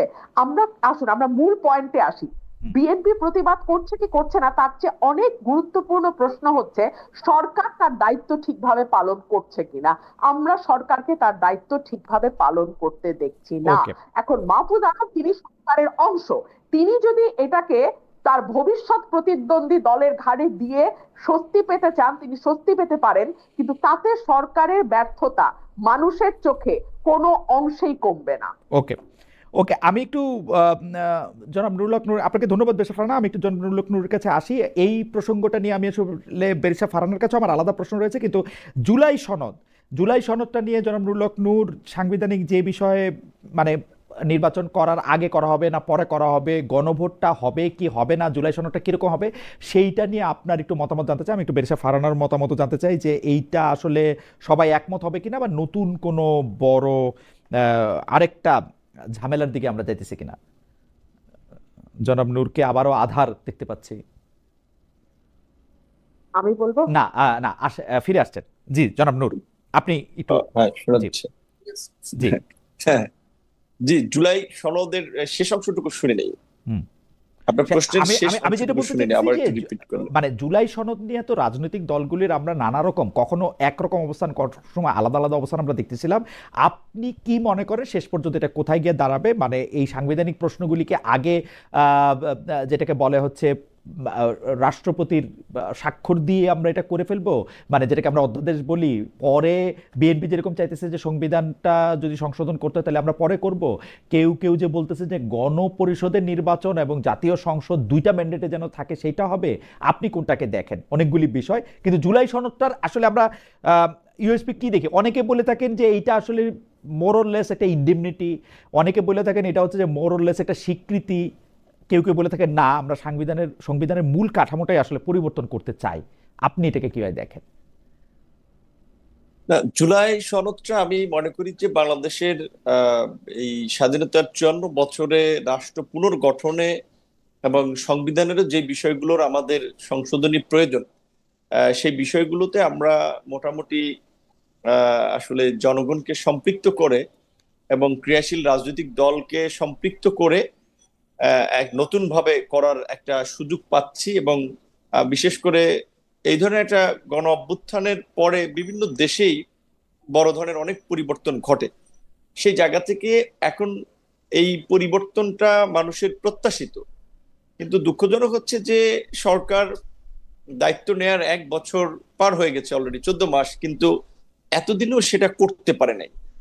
আর সরকার এটা সম্পন্ন করতে না পারার ফলেই কিন্তু রাজনৈতিক দলগুলোর মধ্যেও নানান ধরনের মতানৈক্য, এবং শেষ পর্যন্ত আসলে এই জুলাই সনদের যেই বিষয়বস্তুগুলো, যে 84টি প্রস্তাব বা 84টি বিষয় নিয়ে যে জাতীয় ঐক্যমত্য কমিশন দীর্ঘদিন আলাপ আলোচনা শেষে শেষ পর্যন্ত একটা ঐক্যমতে পৌঁছানোর চেষ্টা করেছে, সেইটার কতটুকু বাস্তবায়ন হয় সেইটা নিয়ে অনেকগুলো প্রশ্ন রয়েছে।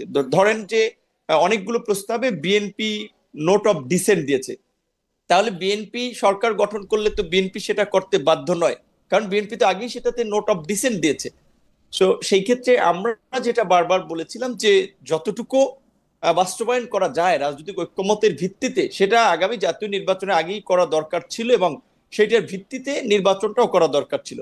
সেই ক্ষেত্রে আইনগত কিছু জটিলতা ছিল, যেমন কিছু বিষয় অধ্যাদেশের মাধ্যমে বাস্তবায়ন করা যায়, আবার কিছু বিষয়ে সংবিধান পরিবর্তনের প্রয়োজন হয়। যেমন আমরা যদি দ্বিকক্ষ বিশিষ্ট সংসদ করি, আমাদের 500 সংসদ সদস্য হয়, কিংবা আরো কিছু পরিবর্তনের ক্ষেত্রে সংবিধানের মূল নীতি এবং সংবিধানের আরো কিছু অনুচ্ছেদে, সেই ক্ষেত্রে তো আমাদের সংবিধান পরিবর্তন করতে হয়। সংবিধান পরিবর্তনটা তো আসলে অধ্যাদেশ দিয়ে সম্ভব নয়, সেটার জন্য তো একটা পার্লামেন্ট বা গণপরিষদ লাগতো। সেটা ধরেন যদি 6 মাস আগে এই ধরনের একটা প্রসিডিউরের মধ্যে দিয়ে গণপরিষদ করে বা গণভোট এটা সম্পন্ন করা যেত, তাহলে এখন এই সনদটা পরিপূর্ণ বাস্তবায়ন হতো। এখন যেই দলই সরকার গঠন করে শেষ পর্যন্ত আসলে তাদের উপরে ডিপেন্ড করতেছে যে জুলাই সনদের কতটুকু বাস্তবায়ন বা কার্যকর হবে। এখন এই গণভোট, জাতীয় নির্বাচনের দিন একই সময় গণভোটের কথা বলছে, ধরেন এখানে কিছু দল এটার পক্ষে ক্যাম্পেইন করলো, জুলাই সনদের পক্ষে, কিছু দল এটা নিয়ে কথাই বললো না, এবং দেখালো ভোটে যদি এটা না জয়ী হয়, তাহলে তো এইটা বাস্তবায়ন করতে বাধ্য থাকবে না যারা সরকার গঠন করবে। সুতরাং সেই ক্ষেত্রে প্রকৃত অর্থে একটা অনিশ্চয়তা থেকেই যায়, এবং যারা সরকার গঠন করবে শেষ পর্যন্ত তারা কতটুকু তাদের কমিটমেন্ট। কিন্তু ঘটনা হচ্ছে যে আপনারা যদি কমিটমেন্টটা বিশ্বাস না করেন, জন্মরুল লক্ষ্ণৌর, আমি হচ্ছে যে আপনাকে ধরেন, আপনি যারে বিশ্বাস করতেছেন না সে ক্ষমতা গেলে এটা করবে, তারে আপনি কেমনে বিশ্বাস করবেন? সে যদি এখন এটা মানে ক্ষমতা গেলে এটা বাতিল করবে না? এক্স্যাক্টলি। এটা আপনি একটা বাতিল করাটা ডিফিকাল্ট, একদম ডিফিকাল্ট না, বিশ্বাস করেন জনাব নূর, একদম ডিফিকাল্ট না। ওরা আইসা প্রথমেই পার্লামেন্টে প্রথম দিনই বলবে যে এত তারিখ থেকে এত তারিখ পর্যন্ত পার্লামেন্টের বাইরে যেসব সিদ্ধান্ত হয়েছে সেগুলি আমরা আর ইনকর্পোরেট করতেছি না, এগুলির ব্যাপারে এই পার্লামেন্ট আলোচনা করিয়া ঠিক করিবে। এখন সেটা কি হয় সেটা তো পরবর্তী রিয়াকশন, কিন্তু এই আমার কাছে মনে হয় কি জানেন, আমার কাছে কি মনে হয় জানেন নূর, বিএনপি যতটুক করতে পারবে ওটুক কিন্তু ওরা বলতেছে, যতটুক করতে পারবে না ওটুক কিন্তু ওরা বলতেছে না। আমার কাছে মনে হয় অন্তত বিএনপি এখানে স্মার্ট প্লে করতেছে না, কিন্তু আসলে আমার মনে হইতেছে, কারণ বিএনপি কিন্তু খুব সহজে এটা মেনে নিতে পারতো। এই প্রেসিডেন্টের প্রভাইসো, এই মহামান্য জনাব শাহাবুদ্দিন চুপ্পুর প্রভাইসো, উনাদের বাতিল করতে আপনার মনে আছে আওয়ামী লীগ কিন্তু গুরুত্বপূর্ণ বিল 1-1.5 মিনিটে পাস করাইছে, বিএনপি আরেকটু স্মার্ট তো ওই 20-25 সেকেন্ডে পার করাইতো।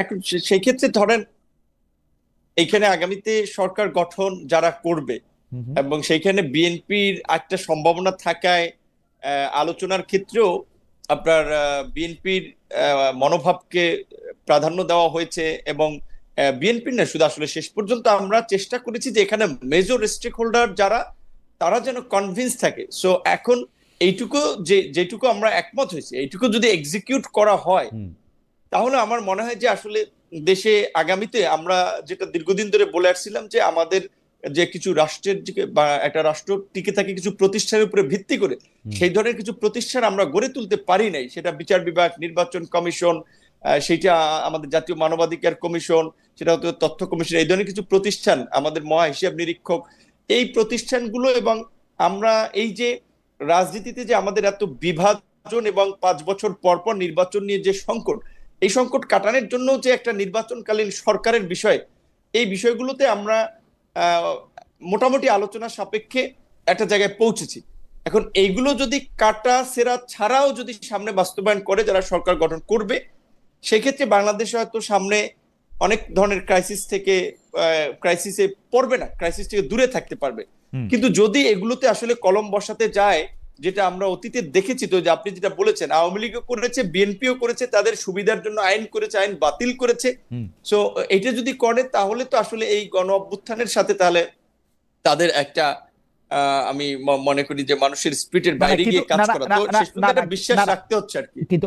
কিন্তু ঘটনা হচ্ছে যে আপনারা বিশ্বাসটা এরকম মানে এইরকম কেন, মানে বিশ্বাসের ব্যাপারটা, মানে এই যে জুলাই সনদ নিয়ে যতগুলি কথা হয়েছে, ঐক্যমত্য কমিশন থেকে শুরু করে আগে করা হবে না পরে করা হবে, ক্ষমতা গিয়ে করা হবে, গণপরিষদ নির্বাচন করবে না করবে, এতগুলি দল পুরোপুরি টেলিভিশনের সামনে মানে তারা আলোচনা করে যে বিষয়টাতে তারা কথা দিয়ে আসলেন সেটার উপর আমরা আস্থা রাখতে পারতেছি না কেন? এখানে আপনিও ছিলেন, বিএনপির শীর্ষ নেতৃবৃন্দ ছিল, মানে সিটিজেন্স পার্টির উনারা ছিলেন, জামাত ইসলামী ছিলেন, সারা বাংলাদেশের সব মানুষ দেখছেন, মানে দ্বিধা সংশয়টা কোন জায়গায়? আসলে অতীতের যে উদাহরণগুলো আছে, এবং এটা তো ঠিক, যদি আমিও রাজনীতি করি, আমাদের রাজনীতিবিদদের তো কমিটমেন্ট আসলে সবসময় ঠিক থাকে না, এবং বিশেষ করে ক্ষমতায় একবার যারাই গিয়েছেন তারা প্রত্যেকেই এই যাবৎকাল বাংলাদেশের এই গত 5 দশকের ক্ষমতার পট পরিবর্তনে শান্তিপূর্ণভাবে তো ক্ষমতা হস্তান্তরের নজির খুব বেশি নাই। সবাই ক্ষমতায় থেকে যেতে চেয়েছে, এবং ক্ষমতাকে আপনার একেবারেই পাকাপোক্ত করার জন্য যা যা করা দরকার, রাষ্ট্রীয় প্রতিষ্ঠানকে দখল থেকে শুরু করে আইন কানুন করা, সেগুলো তারা করেছে। তো এখন ওই রাজনীতিটা আসলে ধরেন এই গণঅভ্যুত্থানের পরে যদি আমরা একটা নতুন ধারা রাজনীতির কথা বলেছিলাম, সেটি তো আমরা প্রতিষ্ঠা করতে পারি নাই। নতুন রাষ্ট্র ব্যবস্থার কথা বলেছিলাম, সেটি তো আমরা পারি নাই। এবং এই অন্তর্বর্তীকালীন সরকারের মাধ্যমে একটা নতুন পরিবেশ আমরা দেখতে চেয়েছিলাম, সেগুলো তো হয় নাই। কাজে এই কারণে হয়তো কিছুটা সংশয় থাকে, কিন্তু তারপরে আমি মনে করি যে শেষ পর্যন্ত আস্থাটা রাখতে হবে। রাজনীতিবিদরা যতই খারাপ হোক, তারাই রাষ্ট্র পরিচালনা করবে, তারাই রাষ্ট্রের নীতি নির্ধারণ করবে। সেক্ষেত্রে এখন শেষ পর্যন্ত যেহেতু একটা ঐক্যমতে পৌঁছেছে যে নির্বাচনের সময়, জাতীয় নির্বাচনের দিন একই সাথে গণভোট এবং এই জুলাই সনদ বাস্তবায়নের একটা ব্যান্ডেট নেওয়া, এখন আমি এই জায়গাটাতেই ফিক্স থাকতে চাই। এবং অন্যান্য রাজনৈতিক দলকেও আমি বলবো যে অন্তত যেহেতু এখন ফেব্রুয়ারিতে জাতীয় নির্বাচন এবং বাংলাদেশের আপনার অভ্যন্তরীণ নিরাপত্তা, অভ্যন্তরীণ আইন শৃঙ্খলার পরিস্থিতি, ভৌগোলিক পরিস্থিতি, প্রতিবেশীদের আচরণ, নানান প্রেক্ষাপটে নির্বাচনটা আমাদের জন্য জরুরি হয়ে পড়ছে। নির্বাচন না হলে বাংলাদেশ কিন্তু আরো নতুন নতুন সংকটে পড়বে। সেই জায়গা থেকে এখন আর এই জুলাই সনদ নিয়ে কিংবা নতুন কোন আলোচনা নিয়ে আমরা বিভাজন কিংবা একটা আমার কাছে আমি অন্যরকম পরিস্থিতি তৈরি হোক, আমরা ওইদিকে যেতে চাই না। এখন নির্বাচনের দিকে আমরা যেতে চাই। জনাব নুরুল হক নূর, আমারও মনে হচ্ছে যে এই ব্যাপারটার আলোচনাটা অনেকটাই একাডেমিক হয়ে থাকতেছে। বেশ ফারহানা, আমি সর্বশেষ আপনাকে যে প্রশ্ন করতে চাই সেই প্রশ্নটি হচ্ছে যে আপনি জানেন যে সেনাবাহিনীর কয়েকজন কর্মকর্তাদের বিরুদ্ধে, মানে এটাকে আপনারা আদালতের ভাষায় কি বলেন, মানে মামলার যে প্রসিডিংসগুলি সেগুলি শুরু হয়েছে। এখন অনেকেই বলছেন যে তারা আসলে একটি চেয়ার দায়িত্ব পালন করছেন, তো এই চেয়ার দায়িত্ব পালন করলে এইভাবে তারা এর জন্য মানে দায়ী হতে পারবেন কিনা, বা চেয়ার হলেই কি সব কথাও শুনতে হবে কিনা। কারণ আদালতে ভাষায় বা আইনের ভাষায় একটি কথা আছে যে আপনি যদি মনে করেন কোনো একটা বিষয় আইন বা সংবিধান বিরোধী, এটা তো আপনি নাও মানতে পারেন, কিন্তু এইসব ক্ষেত্রে এইগুলি যে একটা ফাইনাল লাইন আছে, এই মামলাগুলি কি সেই ফাইনাল লাইনকে আরো মানে মানে এই পার্থক্যটাকে আরো বিশাল করে তুলবে, নাকি ভবিষ্যতের জন্য এটা ভালো হবে? কারণ বর্তমানে যারা কর্মকর্তা আছেন তাদের মধ্যে অনেকে এটা ভাবতে পারেন যে ভবিষ্যতের কোনো সরকার এসেও তাদের কোনো কাজকর্মকে তো আসলে চ্যালেঞ্জ করা যেতে পারে, তাহলে তারা কি আসলে কাজে যাবেন কি যাবেন না। উদাহরণ আসছে, এটা শেষ কথা বলি, যে অপারেশন ক্লিন হার্টের সময় যেসব আর্মি অফিসার আসলে অনেক ধরনের কাজে ব্যাপৃত হয়েছিলেন, তাদের কি আসলে এরকম কোনো কিছুর সম্মুখীন হতে হয়েছে কিনা, এইবার কেন এটা আলাদা?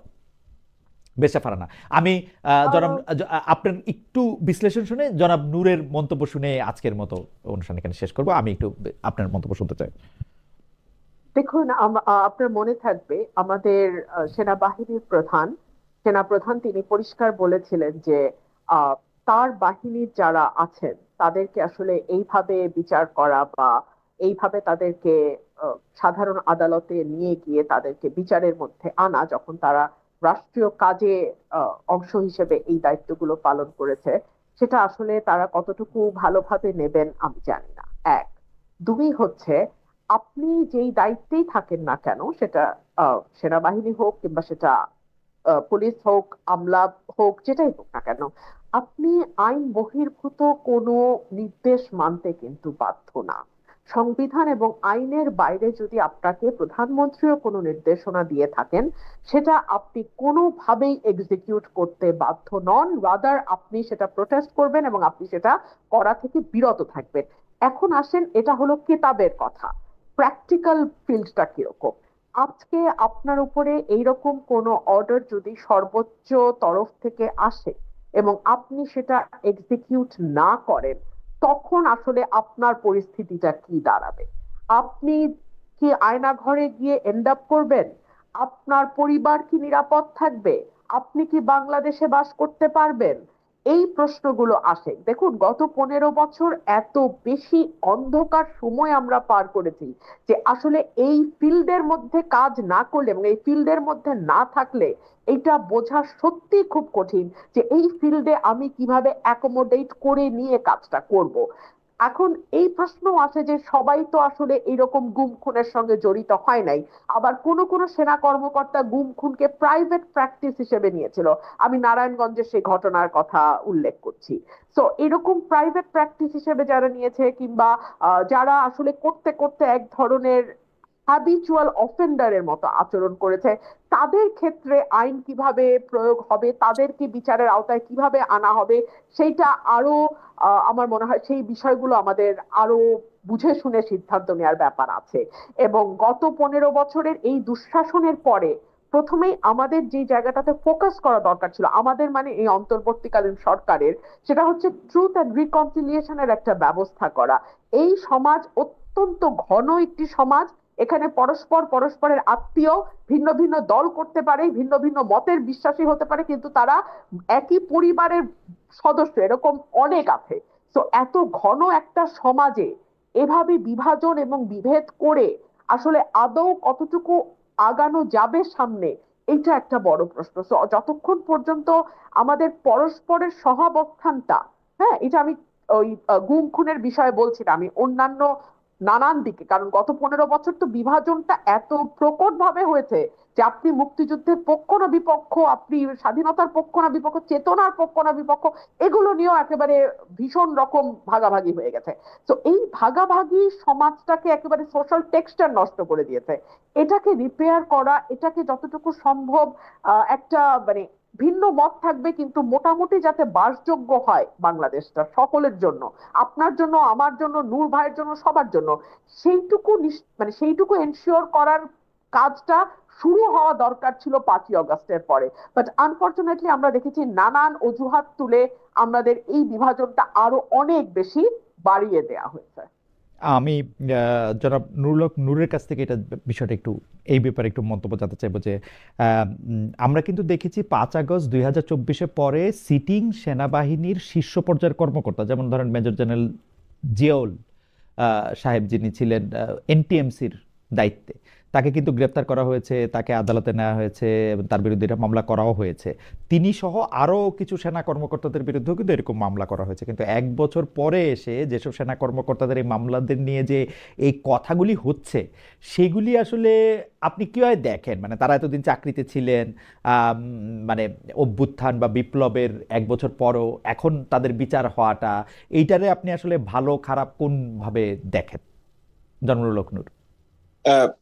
প্রথমত হচ্ছে, ধরেন অপরাধ যারা করে তাদের বিচার টুমুরো হওয়ার দরকার। অভ্যুত্থানের শুরুর দিকের সময়টা নানান বাস্তবতায় অনেক বড় বড় রাঘব বোয়ালকে বিচারের মুখোমুখি করতে পারে নাই সরকার, কিংবা একটু পরিস্থিতি বিবেচনায় সময় নিয়েছে। কিন্তু শেষ দিকে হলো যে সরকার একটা সাহসী পদক্ষেপ নিয়েছে, আন্তর্জাতিক অপরাধ ট্রাইব্যুনাল এই সমস্ত রুই কাতলাদের বিরুদ্ধে গ্রেপ্তারি পরোয়ানা জারি করেছে এবং তাদের বিষয়ে আপনার অভিযোগ আমলে নিয়েছে। এটাকে আমি সাধুবাদ জানাই। এবং আপনি যেটা বলছেন যে ঠিক, যে এটা বাংলাদেশের এরকমের নজির এই প্রথম সেইটা না। বিএনপির সময় আপনি নিশ্চয়ই মনে আছে যে 10টা কষ্টের ঘটনায় কিন্তু তৎকালীন ডিজিএফআই এবং আরো কিছু এই 21শে আগস্ট গ্রেনেড হামলা মামলায় তৎকালীন ডিজিএফআই ডাইরেক্টর, এনএসআই ডাইরেক্টর, তাদেরকেও কিন্তু আপনার গ্রেপ্তার করা হয়েছে এবং জেলেই সম্ভবত ডিজিএফআই ডাইরেক্টর একজন মারাও গিয়েছেন। সাবেক স্বরাষ্ট্রমন্ত্রীকে আপনার যাবজ্জীবন কারাদণ্ড দিয়ে জেলে রেখেছেন। কাজে এই নজির কিন্তু আমাদের এখানে আছে।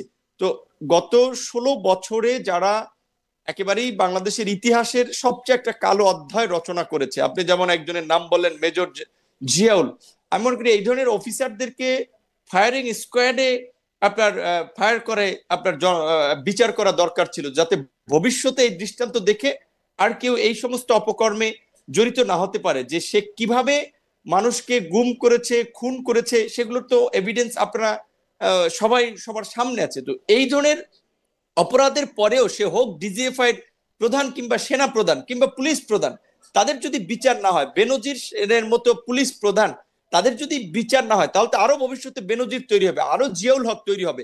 এই ঘটনায় ইউনূস সরকারের মতো এত বড়, এত জনসমর্থিত সরকার, রাজনৈতিকভাবে ব্যাকআপ যারা পেয়েছেন, তারা এতদিনে ব্যবস্থা নিয়েছেন এত ডিলে, সেটাই আমাদের আশ্চর্যের জন্য। কিন্তু আমার মনে হয় যে আরো আগে তাদের বিরুদ্ধে শক্ত পদক্ষেপগুলো নেওয়া দরকার ছিল। এখানে একটা কথা রুমিন ফারহানা আপা যেটা বলেছে তার সাথে আমি একমত, যে আমরা কিন্তু বারবারই বলছিলাম যে শুরুর দিকেই আপনার ওই যেটা ডক্টর ইউনূসকে, যে তার সামনে অপশন আছে, তিনি লিকুয়ান হতে পারেন সিঙ্গাপুরের মতো, কিংবা নেলসন ম্যান্ডেলার ভূমিকায় নিতে পারেন, কিংবা মাহাথির মোহাম্মদের মতো একটা ভূমিকায় যেতে পারেন। তো আমরা যেটা মনে করেছিলাম যে ওই যে রুমিন ফারহানা আপা বলেছে, এত ঘন আপনার বসতিপূর্ণ একটা এলাকার ছোট্ট একটা এরিয়া, এইখানে একেবারেই আপনার ঘুম থেকে উঠলে একজনের সাথে আরেকজনের দেখা হয়। কাজে এইখানে একেবারে গুরুতর অপরাধে যারা অভিযুক্ত, তাদেরকে আপনার বিচারের মুখোমুখি করে, ছোটখাটো অপরাধে যারা অভিযুক্ত তাদেরকে ক্ষমা করে দিয়ে আমাদের একটা রিফর্ম অ্যান্ড রেকনসিলিয়েশনের দিকে যাওয়া দরকার ছিল। কিন্তু আসলে সরকার কিচ্ছুই করতে পারে নাই, লেজে গোবরে একেবারে পাকিয়ে ফেলেছে। তো তারপরেও যতটুকু করেছে শেষ দিকে, বিশেষ করে এই আমরা দেখেছি যে বিশেষ করে সেনা সদস্যদের মধ্যে যারা ডিজিএফআই এবং গুরুত্বপূর্ণ দায়িত্বে ছিলেন, তারা যেভাবে এই ফ্যাসিবাদকে পৃষ্ঠপোষকতা করেছেন এবং বাংলাদেশের নাগরিকদের একেবারে বিরুদ্ধে গিয়ে কাজ করেছেন, তাদের যদি বিচার না হয় তাহলে ভবিষ্যতে এগুলোর ধারাবাহিকতা চলবে। সেই জায়গা থেকে এগুলোর বিচার হওয়াটা খুবই জরুরি ছিল। সেই জায়গা থেকে আমরা ওয়েলকাম জানাই এবং সেনাবাহিনীকেও বলবো আমরা যে সমস্ত কর্মকর্তারা এই সেনাবাহিনীকে কলঙ্কিত করেছে, যে সমস্ত পুলিশ কর্মকর্তারা পুলিশকে কলঙ্কিত করেছে, তাদেরকে রক্ষায় দয়া করে কেউ মায়া কান্না কিংবা এই বাহিনীর ইজম না দেখিয়ে বিচারকে আপনারা সহযোগিতা করেন। কারণ বাংলাদেশের মানুষ কিন্তু বিচার চায়, গণ অভ্যুত্থান কিন্তু সেই ম্যান্ডেট দিয়েছে এই সরকারকে। কাজেই আপনারা আশা করি যে এই অপরাধের সাথে যারা জড়িত তাদের বিচার নিশ্চিত করার জন্য আপনারা সহযোগিতা করবেন এবং আমাদেরও সংগ্রামটা চলবে এই বিচার নিশ্চিত করার জন্য। যেহেতু আমি নিজেও আয়নাগরে ছিলাম, আমি নিজেও এই টর্চারের মধ্যে দিয়ে গিয়েছি, সমস্ত ভুক্তভোগী মানুষ কিন্তু আপনারা এই বিচার চান। এইটা ঠিক আছে, কিন্তু আমি যেটা প্রশ্নটা করতে চাই, এটা বেরিসা ফারহানাকে আবার এই একটু ফিরে আসি, যে কারণ এইটা একটু জনাব নূরকেও আমার একটু শুনতে হবে, যে আপনারা কি এটা মনে করেন কিনা, জনাব নূরের বক্তব্যের সাথে বেরিসা ফারহানা বক্তব্যের সাথে এই বিষয়ে আমি একমত, কিন্তু আপনারা এটা মনে করেন কিনা যে এই ক্ষেত্রে কোনো পিক অ্যান্ড চুজ করা হচ্ছে, বা কোনো একটা নির্দিষ্ট গোষ্ঠীর, মানে কারা অপরাধ করছে, কোন জায়গার থেকে এই জিনিসটা অপরাধীর কার্যক্রম হিসাবে বলা যেতে পারে, সেইটার ক্ষেত্রে আমরা একটা ওয়েল ডিফাইন্ড ডেফিনিশন দেখতে পাচ্ছি। আমি এই কথা কেন বলতেছি, ভবিষ্যতে যদি কোনো দিন আবার এরকম পরিস্থিতি সৃষ্টি হয়, তাইলে কি আমরা এই উদাহরণটাকে দিয়ে যারা অন্যায়কারী তাদের পক্ষেই চেয়ারগুলি থেকে যাবে কিনা? আমরা কিন্তু স্পষ্ট যে 5 আগস্টের এই ঘটনাটা ঘটানোর ক্ষেত্রে অভ্যুত্থানকারীরা যেরকম সাহায্য করেছে, আপনারা যেরকম অংশগ্রহণ করেছেন, নূর যেমন ছিলেন, বিএনপি যেমন ছিলেন, এনসিপি যেমন ছিলেন, কিন্তু এইটা তো অস্বীকার করার কোনো উপায় নাই। সামরিক এবং বেসামরিক বাহিনীর লোকেরা যদি তাদের বন্দুকের নলটি না ঘুরাতেন, তাহলে এটা হয়তো এত মানে সম্ভব হইতো না বলে তো আর আমি এর কথা বলতে পারবো না, কিন্তু অন্যরকমও হইতে পারত। তো সেই ক্ষেত্রে এইটার ক্ষেত্রে পিক অ্যান্ড চুজ করা হইতেছে কিনা, শক্তিশালী পক্ষটা অশক্তিশালী পক্ষটাকে ধরায় দিচ্ছে কিনা, মানে এইটা আপনারা কি মনে করেন? সরি, আমি লম্বা প্রশ্ন করলাম কারণ এটা একটু ডেলিকেট বিষয়, মানে আমি চেষ্টা করছি। আমার একটু বোঝার ব্যাপার আছে, পিক এন্ড চুজ করতে কি আপনি ব্যক্তির ব্যাপারে বলছেন? ব্যক্তির ব্যাপারে, রাইট, সংস্থার ব্যাপারে না। ধরেন মিলিটারিতে 4 জন ব্রিগেডিয়ার জেনারেল আছেন, 2 জন অলরেডি কারাগারে চলে গেছেন, বা 2 জন চাকরি থেকে চলে গেছেন, 2 জন চাকরিতে আসেন, এতদিন ছিলেন, বা 6 জন একসাথে চাকরি করতেছেন। এদের মধ্যে থেকে এরকম করা হয়েছে কিনা 2 জনের পিক করা হয়েছে যে তোমরা এই কাজটা করছো, বাকি 3 জনের পিক করা হয়েছে যে তোমরা এই কাজটা করছো, ওরকম করা হয়েছে কিনা, নাকি যারা ওই সব চেয়ারে বসেছিলেন তাদেরকেই দিছে, মানে যাদের বিরুদ্ধে মামলা হয়েছে? যাদের বিরুদ্ধে মামলা হয়েছে তাদের বিরুদ্ধে তো এভিডেন্স থাকতে হবে। যদি এভিডেন্স ছাড়া মামলা হয়ে থাকে তাহলে তো সেই মামলা চলবেই না। 1, 2 হচ্ছে পিক এন্ড চুজের ব্যাপার। আপনি আমি যদি যেটা বুঝছি আপনার প্রশ্ন থেকে, সেটা হলো যে আওয়ামী মাইন্ডের অফিসারদের ধরা হচ্ছে কিনা, আপনি কি এরকম কিছু বলতে চাইছেন? রাইট, মানে যারা দোষী তাদেরকেই ধরা হইতেছে। যে ধরেন আমি জিয়াউল আহসান সাহেবের উদাহরণ দিলাম কারণ এনটিএমসির পক্ষ থেকে অনেকগুলি সিদ্ধান্ত এরকম নেওয়া সম্ভব হয়েছে যেখানের ক্ষেত্রে তার বিরুদ্ধে অভিযোগ গঠন করা সম্ভব। ডিজিএফ এর যিনি প্রধান ছিলেন, এনএসআই এর যিনি প্রধান ছিলেন, তাদের বিরুদ্ধে তো প্রথম পর্যায়ে আসলে মামলা হয়েছে। এখন যাদের বিরুদ্ধে মামলা হইল, যারা ব্রিগেডিয়ার জেনারেল এবং তাদের অনেকেই এরকম কিনা যে তারা আসলে খালি অর্ডারটাই নিছেন, নাকি তারা এরকম যে তারা আলাদা রকমের ক্ষতিকর অফিসার ছিলেন, আগের রেজিমের কথা আইনের বাইরে গিয়েও পালন করতে চেয়েছেন। ওরকম যদি ওইরকমই হইতেন, আমার প্রশ্ন, ডক্টর ইউনূস সরকারের অধীনে তারা আরো 1 বছর চাকরি করলেন কেমনে? না, দেখুন, এখন কারো বিরুদ্ধে এত ভয়ানক অভিযোগ যদি আনা হয় তাহলে তো যথেষ্ট পরিমাণ সাক্ষ্য প্রমাণের ভিত্তিতে সেটা আনতে হবে। যদি সাক্ষ্য প্রমাণ যথেষ্ট না থাকে তাহলে তো তারা এমনিতেই খালাস পাবেন, তাহলে তো আর এই মামলা চলবার কোনো প্রশ্নই নাই। 2 হচ্ছে, আমরা গণ অভ্যুত্থানে আমরা যেরকম রাজনৈতিক দলগুলোকে দেখেছি, একই সঙ্গে আমরা যদি সাবেক সেনা কর্মকর্তারা সেই সময় তাদের পরিবার সহ পথে না নামতেন, রাস্তায় না নামতেন, এবং বর্তমান সেনা প্রধান যদি অত্যন্ত সফলভাবে গণ অভ্যুত্থানটিকে, মানে আমি বলবো সফল হতে না দিতেন, তাহলে আমি জানি না আরো কতটুকু রক্তপাত হতো। এবং 3 হচ্ছে আমি তো 1 তারিখ থেকে আসলে আমি মাঠে ছিলাম, পথে ছিলাম। আমি কিন্তু চারপাশ থেকে আওয়াজ শুনেছি এই মুহূর্তে দরকার সেনাবাহিনী সরকার। হুম খালেদ, এটা আমার নিজের কানে শোনা, এবং এটা কিন্তু অবিশ্রান্ত ভাবে এই স্লোগানটা রাস্তায় রাস্তায় ইয়াং ছেলেরা, স্টুডেন্টরা, মানে অল্প বয়সী যারা মাঠে ছিল তারা কিন্তু অবিশ্রান্ত ভাবে এই স্লোগান দিয়ে গেছে। সেই আপনি ইয়ে বলেন 21-এর ওই শহীদ মিনার থেকে শুরু করে আপনার ওই ধানমন্ডির যে ইয়েতে আমি রাস্তায়, সব জায়গায় আমি কিন্তু এই স্লোগানটা শুনেছি। সুতরাং ওই সময় যদি সেনাবাহিনী ক্ষমতা নিত, ডক্টর ইউনূসের সরকার না হয়ে যদি এটা সেনাবাহিনীর সরকার হতো, আপনি বিশ্বাস করেন মানুষ কিন্তু আপত্তি করতো না। তো সেই জায়গাতেও সেনাবাহিনী যে প্রফেশনালিজম দেখিয়েছে, সেনাবাহিনী যেই আমি বলবো যে মানে ক্ষমতা না নিয়ে তারা যেভাবে ধৈর্য সংযমের পরিচয় দিয়েছে, সেটা কিন্তু খুবই আমার মনে হয় প্রশংসাযোগ্য। আপনি যদি আপনি আপনার পয়েন্ট আমরা বুঝতে পেরেছি। জনাব নুরুল হক নূর, আপনিও একই রকম মনে করেন কিনা, নাকি আপনি মনে করেন বাংলাদেশ সেনাবাহিনী কাজ করে যাচ্ছে আওয়ামী লীগকে কোনো না কোনোভাবে ফিরিয়ে আনার জন্য? যদিও আমি মনে করি যে আওয়ামী লীগকে ফিরিয়ে আনলে সবার প্রথম যার মানে সাজা হতে পারে সেটি হচ্ছে যে সেনাপ্রধান জনাব ওয়াকারুজ্জামানের। জনাব নূর, আপনি কি মনে করেন? মানে আমার মনে করাটাও আমি বললাম। না, আমি রুমিন ফারহান আপার সাথে একটা জায়গায় একটু দ্বিমত করছি। যে বলছেন ঠিক আছে, রাজপথে আবেগে থেকে বিচ্ছিন্ন বা বিভিন্ন কথাবার্তা বলতে পারে, যে 2-1 জন বলছিলেন এই মুহূর্তে দরকার সেনাবাহিনীর সরকার। যেমন বঙ্গভবনে 5ই অগস্ট বঙ্গভবনে না, সেনা সদরে রাজনৈতিক দলগুলোর সাথে যখন মিটিং হলো, সেখান থেকে বঙ্গভবনে রাজনৈতিক নেতৃবৃন্দ আসলো সরকার গঠন প্রক্রিয়া নিয়ে আলোচনা করতে।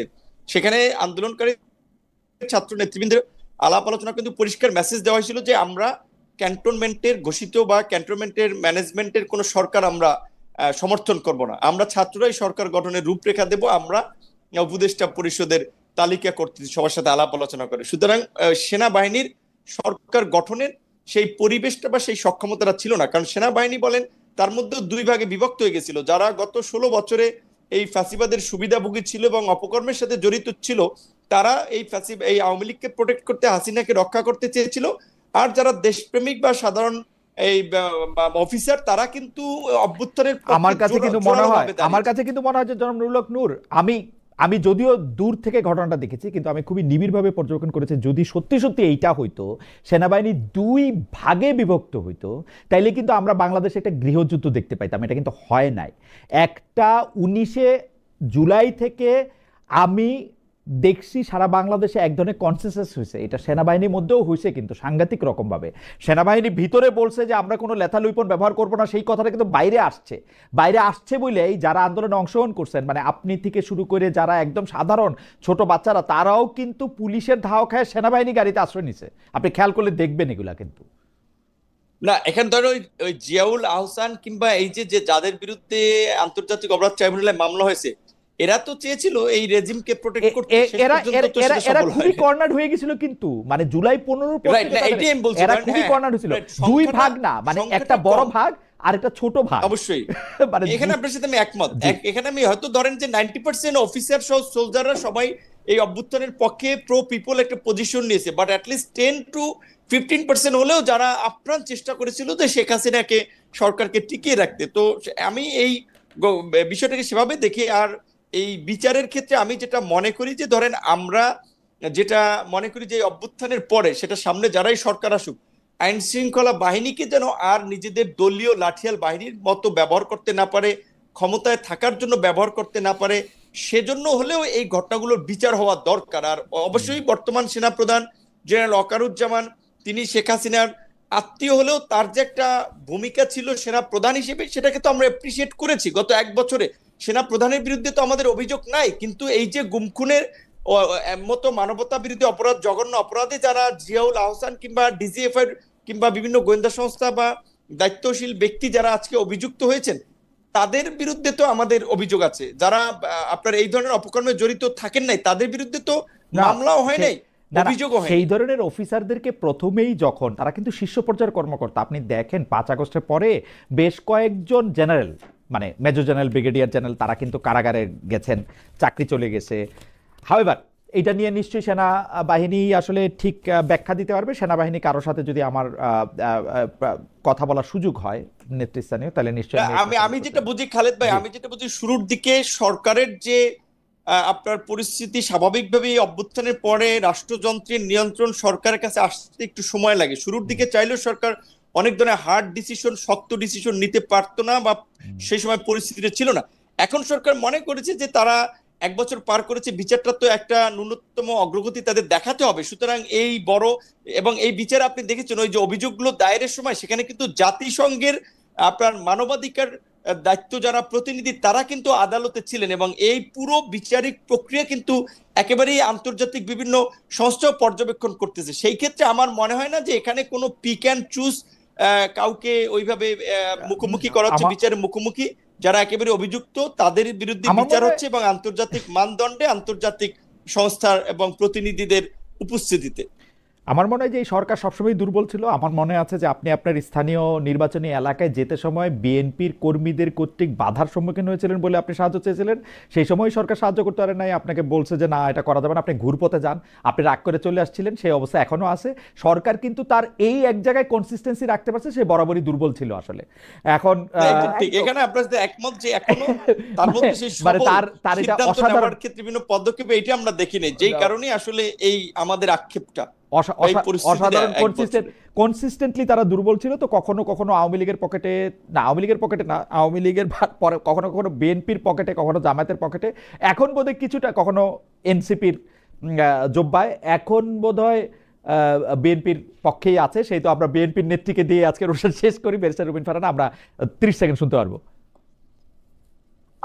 না, আমাদের আজকে যে আলোচনা তাতে দেখুন কি অসাধারণ ভাবে আমরা তিনজন একমত হয়েছি যে এই সরকারটি ভীষণ রকম দুর্বল, ভীষণ রকম অকার্যকর, ভীষণ রকম ব্যর্থ। কারণ এটা এই সরকারের ব্যর্থতার মধ্যে সীমাবদ্ধ নাই। দুর্ভাগ্যজনক ভাবে আমরা যে একটা বিরাট স্বপ্ন নিয়ে আসলে যাত্রাটা শুরু করেছিলাম, এবং একটা দীর্ঘ লড়াই, তো 15 বছর একটা লম্বা সময়, এই 15 বছরের লড়াই এবং গত 24 অগস্ট, জুলাই আগস্টের 36 দিনের বিভৎসতা, তারপরে যখন এই সরকারটি আসলে কোন জায়গাতে, আপনি আমাকে একটা জায়গা দেখান খালেদ ভাই যে এই সরকার সফল, যদি একটা জায়গাও থাকতো আমাদের কিছুটা হয়তো সান্ত্বনা হতো।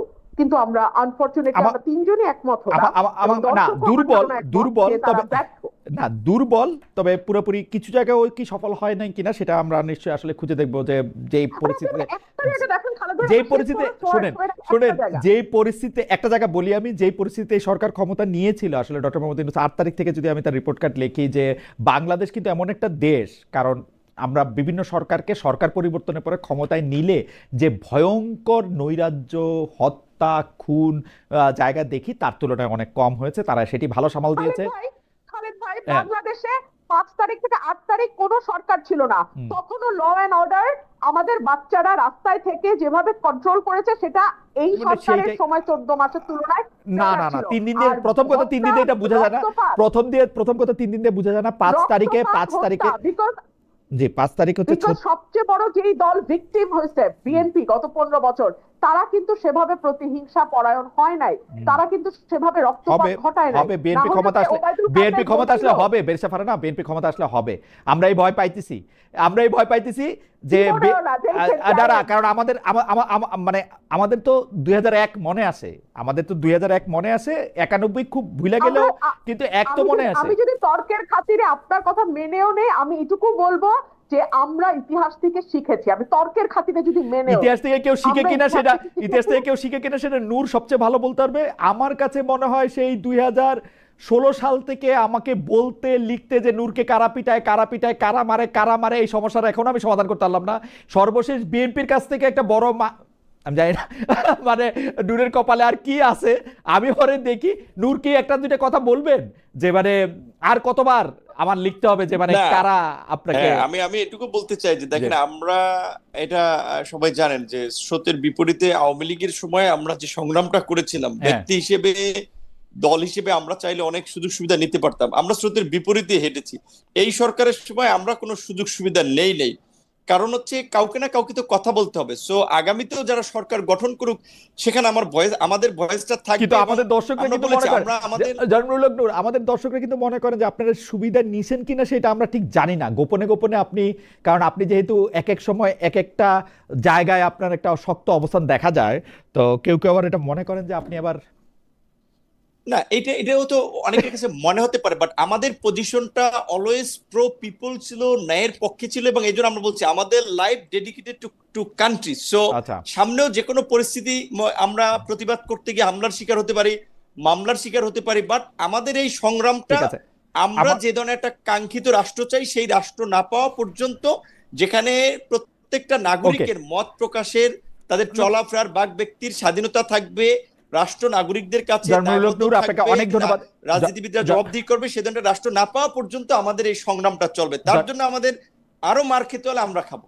ঠিক আছে জনাব নূর, আপনাকে অনেক ধন্যবাদ, অনেক ধন্যবাদ ব্যারিস্টার রুমিন ফারহানা। আপনারা আজকে অনেকক্ষণ আমাদের সঙ্গে থেকেছেন, কিছুটা তার কারিগরি ত্রুটিও ছিল সেই সময়ের জন্য আমাদের অনুষ্ঠানটা নানাভাবে ব্যাহত হয়েছে, কিন্তু at the end of the program আমি একটু বলতে পারি যে মানে অনেকগুলি বিষয় নিয়ে আপনারা খোলামেলা কথা বলেছেন, যেগুলো আমাদের দর্শকদের জন্য, আমার জন্য আসলে অনেক বেশি আলো দেখানোর মতো হয়েছে। আপনাদের দুজনকে অনেক অনেক অনেক ধন্যবাদ ব্যারিস্টার রুমিন ফারহানা, জনাব নুরুল হক নূর। আমরা পরের